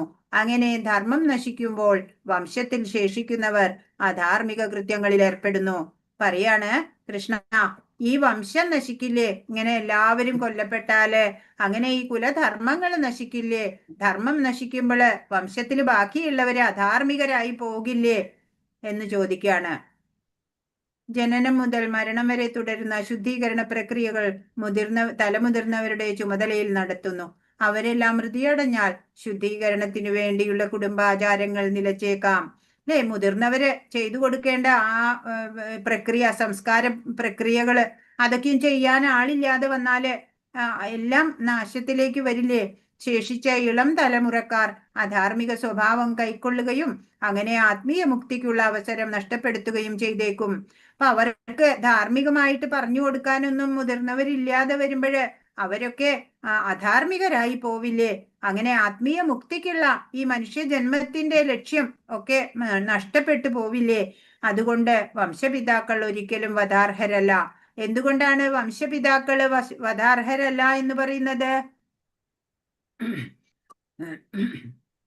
ഈ എന്താ പറയാ, മുതിർന്നവരുടെ ഈ തലമുതിർന്നവരുടെ ചുമതലയിലാണ് ജനനം മുതൽ മരണം വരെ തുടർന്നു വരുന്ന ശുദ്ധീകരണ പ്രക്രിയകളൊക്കെ നടത്തപ്പെടേണ്ടത്. അതൊക്കെ നടക്കാതെ വന്നാൽ അധാർമികരായി പോകും. അതുകൊണ്ടാണ് വംശപിതാക്കൾ ഒരിക്കലും വധാർഹരല്ല എന്ന് പറയുന്നത്. 40. അധർമാഭിഭവാത് കൃഷ്ണ പ്രദുഷ്യന്തി കുലസ്ത്രീയ സ്ത്രീസു ദുഷ്ടാസു വാർഷ്ണേയ ജായതേ വർണ്ണസങ്കര. അല്ലയോ കൃഷ്ണ, കുലത്തിൽ അധർമ്മം മുന്നിട്ടു നിന്നാൽ സ്ത്രീകൾ ദുഷിച്ചു പോകും. അല്ലയോ വൃഷ്ണികുലത്തിൽ പിറന്നവനെ, സ്ത്രീത്വം ദുഷിച്ചാൽ ആർക്കും വേണ്ടാത്ത കുട്ടികൾ ജനിക്കുന്നു.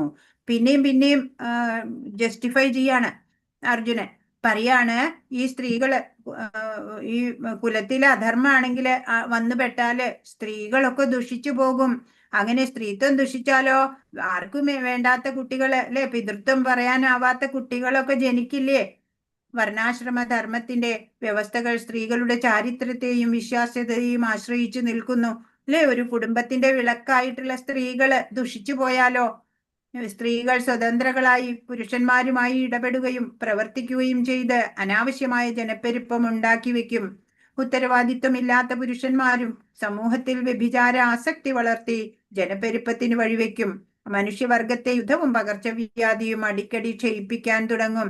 അപ്പൊ സമൂഹത്തിന്റെ മൊത്തത്തിലുള്ള അധപ്പതനത്തിന് ഇതൊക്കെ വഴിവെക്കില്ലേ എന്ന് പറയാണ് അർജുനൻ ഭഗവാനോട്.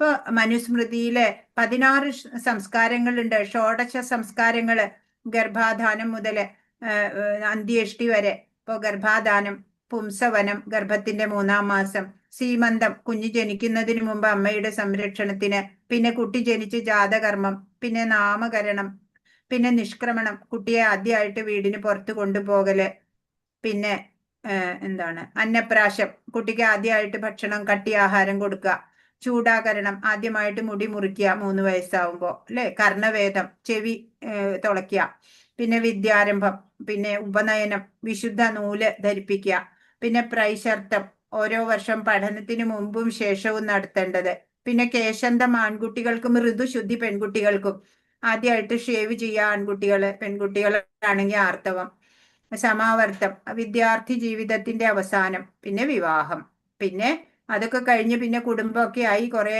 കഴിയുമ്പോൾ അന്ത്യേഷ്ടി, അല്ലെ. അങ്ങനെ 16 ഷോഡശ സംസ്കാരങ്ങള് നമ്മൾ നടത്തപ്പെടേണ്ടതെല്ലാം കുടുംബത്തിലെ തലമുതിർന്ന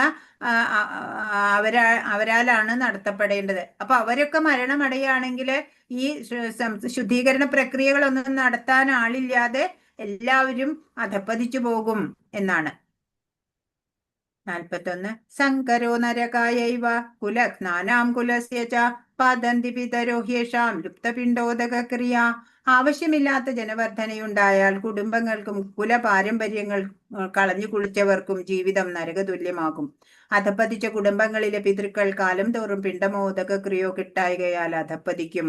അപ്പോ അങ്ങനെ നശിച്ചു പോയാല് ആകെ അധപ്പതിച്ചു പോകും. ദോഷൈരൈതേ കുലഘ്നാനാം വർണ്ണസങ്കരകാരകൈ ഉത്സാദ്യന്തേ ജാതിധർമ്മ കുലധർമാശ്ച ശാശ്വത. കുടുംബ പാരമ്പര്യം നശിപ്പിക്കുന്നവരുടെ ദുഷ്കർമ്മങ്ങളാൽ ആർക്കും വേണ്ടാത്ത ശിശുക്കൾ ഉണ്ടാകുന്നു. തന്മൂലം എല്ലാ തരത്തിലുള്ള സാമൂഹ്യ പുരോഗമന പ്രവർത്തനങ്ങളും ക്ഷേമ പ്രവർത്തനങ്ങളും പാടെ നശിച്ചു പോകുന്നു. അങ്ങനെ ആ കുടുംബത്തിന്റെ പാരമ്പര്യം നശിച്ചു പോയാൽ പിന്നെ അവിടെ ദുഷ്കർമ്മാണ് ഉണ്ടാവുക, ആർക്കും വേണ്ടാത്ത ശിശുക്കൾ ഉണ്ടാവും. അങ്ങനെ ആ സമൂഹം ആകെ പാടെ നശിച്ചു പോകില്ലേ എന്ന് പറയാണ്. അപ്പൊ ഇവിടെ എന്താ പറയണേ, സമൂഹത്തിന്റെ നാശം ആണ്. തലമുതിർന്നവരെ ഹനിച്ചാല് കുലവംശനാശം സംഭവിക്കും, കുലധർമ്മങ്ങൾ നശിക്കും, വൈദിക ആചാരങ്ങൾ അവസാനിക്കും, കുലത്തിൽ അധർമ്മം മുന്നിട്ട് നിൽക്കും, സ്ത്രീകൾ ദുഷിച്ചു പോകും ചാരിത്രമില്ലാതെ, വേണ്ടാത്ത കുട്ടികൾ ജനിക്കും വർണ്ണസങ്കരത്തിലൂടെ. ഇപ്പോഴത്തെ സമൂഹം എല്ലാ തരത്തിലുമുള്ള സാമൂഹ്യ പുരോഗമന പ്രവർത്തനങ്ങളും ക്ഷേമ പ്രവർത്തനങ്ങളും പാടെ നശിച്ചു പോകുന്നു, സമുദായത്തിൽ കുഴപ്പങ്ങൾക്കിടയാക്കും. ഇതൊക്കെയാണ് അർജുനൻ ചൂണ്ടിക്കാട്ടിയ കാരണങ്ങള്. 43 ഉത്സന്ന കുലധർമാണാം മനുഷ്യാണാം ജനാർദ്ദന നരകെ നിയതം വാസോ ഭവതീത്യനുശുശ്രുമ. ലയോ ജനാർദ്ദന, കുലധർമ്മങ്ങൾ നശിപ്പിക്കുന്നവർക്ക് എന്നും നരകത്തിൽ ജീവിക്കേണ്ടി വരുമെന്ന് ഗുരു പരമ്പര വഴി അറിഞ്ഞിട്ടുണ്ട്. അങ്ങനെ ആ കുലധർമ്മങ്ങളൊക്കെ നശിക്കാൻ ഞാൻ കാരണമാവുമ്പോ ഞാൻ നരകം വാസം അനുഭവിക്കണ്ടേ? സ്വാനുഭവത്തെ മുൻനിർത്തിക്കൊണ്ടല്ല, ആധികാരിക വചനങ്ങളെ പ്രമാണമാക്കിയാണ് അർജുനൻ വാദിക്കുന്നത്. അതാണ് ശരിയായ ജ്ഞാനം നേടാനുള്ള മാർഗം. അപ്പൊ ആചാര്യന്മാരിൽ നിന്നൊക്കെ മനസ്സിലാക്കിയ കാര്യങ്ങളാണ് ഇപ്പൊ ഇവിടെ അർജുനൻ പറഞ്ഞത്. അഹോബദ മഹത്പാപം കർത്തും വ്യവസിതാവയം യദ് രാജ്യസുഖലോഭേന ഹന്തും സ്വജനമുദ്യത. കഷ്ടം, എന്തൊരു മഹാപാപത്തിനാണ് നാം ഒരുങ്ങി പുറപ്പെട്ടത്. രാജ്യം നേടി സുഖിക്കാൻ വേണ്ടി സ്വജനങ്ങളെ കൊല്ലുകയോ. പറയാണ്, ഇത്രയും മോശപ്പെട്ട കാര്യത്തിന് ഞാൻ ഇറങ്ങി വന്നില്ലേ, സ്വന്തം ജനങ്ങളെ കൊന്നിട്ട് സുഖിക്കാൻ വേണ്ടിയിട്ട്. യതിമാമ പ്രതീകാരം അശസ്ത്രം ശസ്ത്രപാണയ ധാർത്തരാഷ്ട്രരണേ ഹന്യുസ്തന്മേ ക്ഷേമതരം ഭവേത്. ധാർത്തരാഷ്ട്രന്മാരോട് പൊരുതുന്നതിൽ ഭേദം നിരായുധനായി പ്രതിരോധത്തിനൊരുങ്ങാതെ നിൽക്കുന്ന എന്നെ അവർ കൊല്ലട്ടെ എന്ന് വെക്കുകയാണ്. ഇപ്പൊ ഞാൻ അവരോട് യുദ്ധം ചെയ്യാനൊന്നും ഇല്ല കൃഷ്ണ, ഞാൻ നിരായുധനായി നിന്നോളാം, അവരെന്നെ വധിച്ചോട്ടെ വേണമെന്നുണ്ടെങ്കില് എന്ന്. ഭഗവാന്റെ ഉത്തമ ഭക്തൻ എന്ന നിലയിൽ സ്വാഭാവികമായ മൃദുല ഹൃദയത്തിന്റെ ലക്ഷണങ്ങളാണിതെല്ലാം. സഞ്ജയ ഉവാച ഏവമുക്ത്വാ അർജുന സംഖ്യേ രഥോപസ്ഥ ഉപാവിശത് വിസൃജ്യ സശരം ചാപം ശോകസംവിഘ്നമാനസ. സഞ്ജയൻ പറഞ്ഞു, അർജുനൻ രണാങ്കണത്തിൽ വെച്ച് ഇത്രയും പറഞ്ഞിട്ട് വില്ലും ശരങ്ങളും താഴെയിട്ട് അത്യന്തം ദുഃഖിതനായി തേരിലിരിപ്പായി. സഞ്ജയൻ വിവരിച്ചു കൊടുക്കുകയാണ് ധൃതരാഷ്ട്രർക്ക്. ഇത്രയൊക്കെ കാര്യങ്ങൾ പറഞ്ഞ അർജുനൻ രണാങ്കണത്തിൽ വെച്ച് വില്ലും ശരങ്ങളും ഒക്കെ താഴെയിട്ട് തേരില് അവിടെ ദുഃഖിതനായിട്ടിരുന്നു. ദയാലുവും മൃദുലഹൃദയനും ഭഗവത് സേവന നിരതനുമായ അദ്ദേഹം ആത്മജ്ഞാനത്തിന് അർഹനാണ് എന്ന് വരികയാണ്. അർജുനന്റെ വിശുദ്ധ ഗുണങ്ങൾ എന്തൊക്കെയാണ്? മൃദുല ഹൃദയത്വം ഉണ്ട് അല്ലെ. ത്രൈലോക്യമാകെ നേടാമെന്ന് വന്നാലും വധിക്കാൻ തയ്യാറായില്ല. അക്രമികളെ കൊല്ലുന്നതിൽ പാപമില്ലാഞ്ഞിട്ടുകൂടി അവരുടെ തെറ്റ് പൊറുക്കാൻ തയ്യാറായി. പിന്നെയോ യുദ്ധം ചെയ്യേണ്ട കടപ്പാട് നിരസിക്കേണ്ട അപകടത്തിൽ പോലും ദുഷ്ഫലങ്ങളെ കണക്കാക്കി. കുടുംബ പാരമ്പര്യങ്ങളും ധാർമ്മികതയും സംരക്ഷിക്കാനുള്ള ബാധ്യതകളെ കുറിച്ച് ബോധവാനാണ് അല്ലെ. അപ്പോ അതീന്ദ്രിയനാണ്, ബാധ്യതകളൊന്നും ഇല്ല എന്നൊന്നും ചിന്തിക്കണില്ല. അർജുനൻ നിരായുധനായി കൊല്ലപ്പെടാൻ തയ്യാറാണ്, പക്ഷേ പ്രതികാരം ചെയ്യാനല്ല. ക്ഷത്രിയരുടെ സമരമുറകളിൽപ്പെട്ട ഒരു നിബന്ധനയാണ് എന്താണ്? നിരായുധനും പൊരുതാൻ ഇഷ്ടപ്പെടാത്തവനുമായ എതിരാളിയെ ആക്രമിച്ചുകൂടാ. എന്താണ് ക്ഷത്രിയരുടെ സമരമുറകളിൽ പറയണ നിബന്ധന? നിരായുധനും പൊരുതാൻ ഇഷ്ടപ്പെടാത്തവനുമായ എതിരാളിയെ ആക്രമിച്ചുകൂടാ. ഭഗവാന്റെ ഉത്തമ ഭക്തൻ എന്ന നിലയിൽ സ്വാഭാവികമായ മൃദുല ഹൃദയത്വത്തിന്റെ ലക്ഷണങ്ങളാണിത്. വില്ലും ശരങ്ങളും താഴെയിട്ട് ഒരിക്കൽ ഉയർത്തിയ വില്ല് താഴെ വെക്കില്ല എന്ന പ്രതിജ്ഞ പോലും ലംഘിച്ചു അർജുനൻ. വില്ലാളി വീരനായ അർജുനൻ ദയാലുവും മൃദുലഹൃദയനും ഭഗവത് സേവന നിരതനുമായ അദ്ദേഹം ആത്മജ്ഞാനത്തിന് അർഹനാണ്. അപ്പോ ഈ കൃഷ്ണനും അർജുനനും ഭീമന്റെയും വ്യത്യസ്ത നാമങ്ങളാ ഇവിടെ പറയണേ. കൃഷ്ണൻ എന്ന് പറഞ്ഞാൽ എല്ലാവരെയും ആകർഷിക്കുന്നവനാ. ഋഷികേശൻ സർവ ഇന്ദ്രിയങ്ങളുടെ ഉടമ. മാധവൻ ലക്ഷ്മീപതി. അച്യുതൻ ച്യുതി അല്ലെങ്കിൽ വീഴ്ച പറ്റാത്തവൻ. മധുസൂദനൻ മധു എന്ന രാക്ഷസനെ കൊന്നതുകൊണ്ട്. ഗോവിന്ദൻ ഗോക്കൾക്കും ഇന്ദ്രിയങ്ങൾക്കും ആനന്ദം നൽകപ്പെടുകയാൽ പറയണ പേരാണ്. വാസുദേവൻ വസുദേവപുത്രൻ. ദേവകീ നന്ദനൻ ദേവകിയെ അമ്മയായി സ്വീകരിച്ചതുകൊണ്ട്. യശോദാനന്ദനൻ വൃന്ദാവനത്തിൽ ബാലകാലകേളികളാൽ യശോദയെ ആനന്ദിപ്പിച്ചതുകൊണ്ട്. പാർത്ഥസാരഥി അർജുനന്റെ തേർ തെളിച്ചതുകൊണ്ട്. കേശവൻ കേശി എന്ന അസുരനെ വധിച്ചു. ജനാർദ്ദനൻ ജീവജാലങ്ങളുടെ രക്ഷകൻ. പിന്നെ ധനഞ്ജയൻ ധനത്തെ ജയിച്ചവൻ, അർജുനന്റെ പേരല്ലേ. പാർത്ഥൻ കുന്തിയുടെ പുത്രൻ. ഗുഡാകേശൻ നിദ്രയെ ജയിക്കുന്നവൻ, അർജുനന്റെ പേരല്ലേ ഗുഡാകേശൻ. പിന്നെ വൃഗോദരൻ ഭീമന്റെ പേരാ. വീരശാലികൾക്ക് മാത്രം സാധിക്കാവുന്ന ധീരകൃത്യങ്ങൾ ചെയ്യാനും വളരെ കൂടുതൽ ഭക്ഷിക്കാൻ കഴിവുണ്ടായിരിക്കുന്നത് കൊണ്ടാണ് വൃഗോദരൻ എന്ന് ഭീമന് പേര്. താഴെ പറയുന്ന പുസ്തകങ്ങളിൽ നിന്ന് സമാഹരിച്ചതാണ്. ഹരേ കൃഷ്ണ ഹരേ കൃഷ്ണ ഹരേ കൃഷ്ണ കൃഷ്ണ കൃഷ്ണ ഹരേ ഹരേ ഹരേ രാമ രാമ രാമ ഹരേ. വാഞ്ചാകൽപതരുഭ്യശ്ച കൃപാസിന്ധുഭ്യ ഏവ ച പതിതാനാം പാവനേഭ്യോ വൈഷ്ണവേഭ്യോ നമോ നമഃ. അനന്തകോടി വൈഷ്ണവ വൃന്ദ കി ജയ്. ശ്രീല പ്രഭുപാദ് കി ജയ്. ഗുരു മഹാരാജ് കി ജയ്. ഹരേ കൃഷ്ണ. കുറച്ച് ഫാസ്റ്റ് ആയിട്ട് പോയോ ഇന്ന്? ഇല്ല, കുറച്ച് അവസാനം കുറച്ച് ഇല്ല, മനസ്സിലായിട്ടുണ്ട്. മാതാജി 10 പിതാക്കൾ ഒരിക്കലും മതാർഹരല്ല. മുഴുവനായിട്ട് ശുദ്ധീകരണ പ്രക്രിയകൾ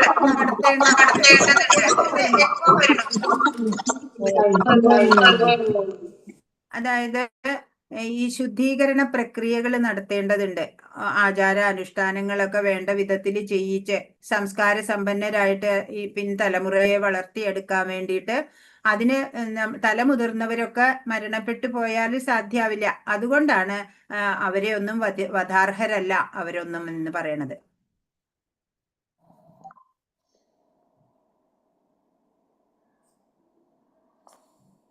ബാക്കി എല്ലാ ചോദ്യോത്തരങ്ങളും കിട്ടിയോ? ജനനം മുതൽ മരണം വരെ നടത്തേണ്ട ശുദ്ധി പ്രക്രിയകള് അത് തലമുതിർന്നവരുടെ അവരുടെ മേൽനോട്ടത്തിലാണ് നടത്തേണ്ടത്. മരിച്ചുപോയ പിന്നെ നടത്തുക. അതേതാ ആൻസർ? ഏതിന്റെ ആൻസറാ? എന്താ ക്വസ്റ്റ്യൻ? എന്താ വായിക്കൂ? വംശപിതാക്കൾ ഒരിക്കലും വധാർഹരല്ല എന്ന് പറഞ്ഞതിന്റെ കാരണം. ക്വസ്റ്റ്യൻ നമ്പറും പറഞ്ഞോളൂ. 10ാമത്തെ.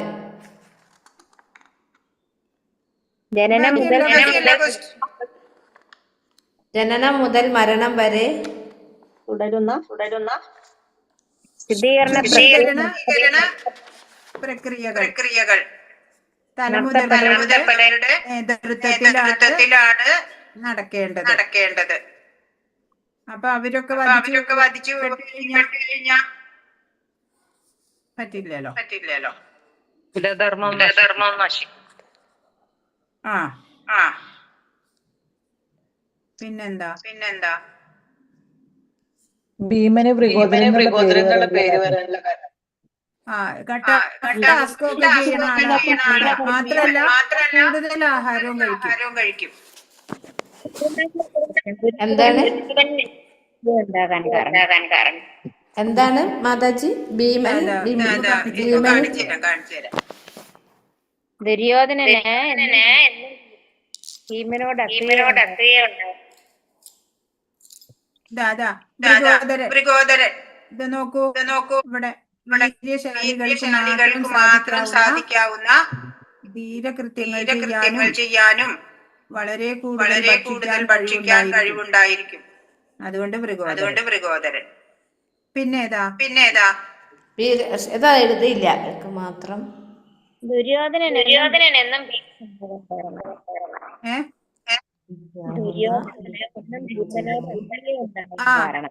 താൻ വധിക്കപ്പെടുകയാണെങ്കിൽ ഭീമന്റെ കൊണ്ടായി എന്ന് ദുര്യോധനൻ അറിയാമായിരുന്നു. അതുകൊണ്ടാ വളരെ കൂടുതൽ ഭക്ഷിക്കാൻ താൻ വധിക്കപ്പെടുകയാണെങ്കിൽ അത് ഭീമന്റെ കൈകൊണ്ടായിരിക്കും എന്ന് ദുര്യോധനൻ അറിയാമായിരുന്നു.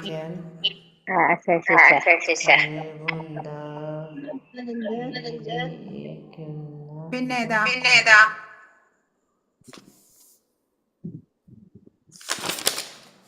പാണ്ഡവരുടെ വിജയത്തിന്റെ അടയാളങ്ങൾ. 13ാമത്തെ ക്വസ്റ്റ്യൻ. കുരുക്ഷേത്രം.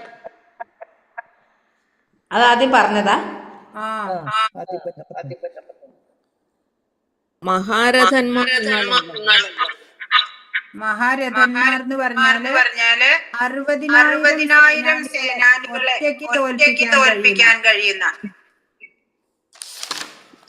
ആളാണ് മഹാരഥൻ.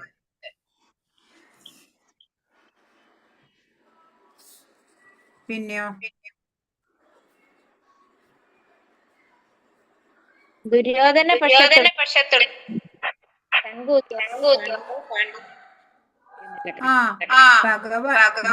ഭഗവാൻ കൂടെ ഉണ്ടെങ്കിൽ പിന്നെ ആർക്കും ഭയപ്പെടേണ്ട ആവശ്യമില്ല അല്ലെ. അപ്പൊ പാണ്ഡവരുടെ കൂടെ ഭഗവാൻ ഉണ്ടെങ്കിൽ അവർക്ക് പിന്നെ ഭയമില്ല. കൗരവർക്ക് അങ്ങനെയല്ല. അതാണ് അവിടെ എഴുതേണ്ടത്. കൃഷ്ണാർജുനന്മാരുടെ തേരിന്റെ പ്രത്യേകത അത് വെള്ളക്കുതിരകളെ പൂട്ടിയതാണോ? മാത്രല്ല കൊടിയടയാളം ദിവ്യരഥമാണ്. അതിലെവിടെയും തോൽവി സംഭവിക്കില്ല. അതില് ദിവ്യരഥമാണ്. ഗോവിന്ദൻ എന്നാൽ ഗോക്കളെയും ഇന്ദ്രിയങ്ങളെയും ആനന്ദിപ്പിക്കണം. സംഭവിക്കില്ല. ദ്രൗപദിയുടെ പേര്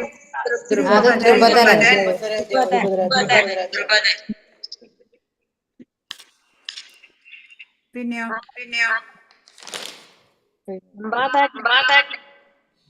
പാണ്ഡവരുടെ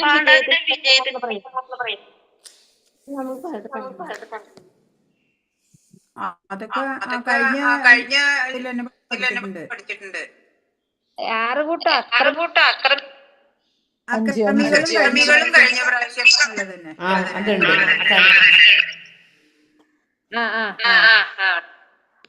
പിന്നെയോ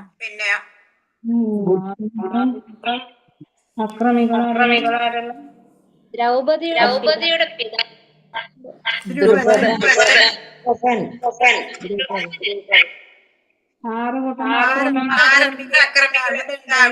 എഴുതിക്കോളൂ. വിഷം കൊടുക്കുന്നവർ ഒരാള് പറഞ്ഞു.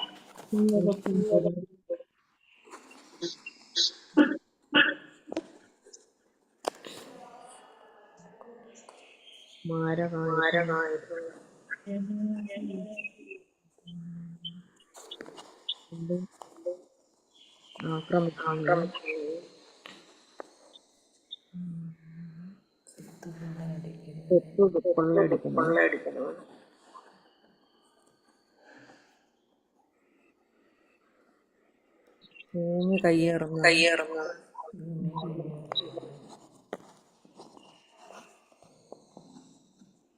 കുഞ്ഞിന്റെ ഭാര്യയെ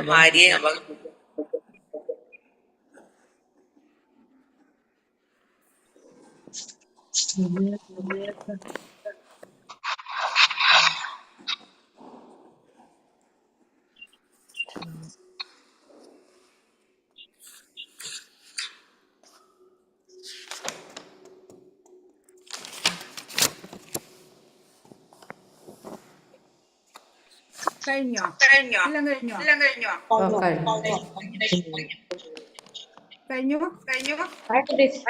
കഴിഞ്ഞു മതക്ക്. ഹരേ കൃഷ്ണ. കൃപാ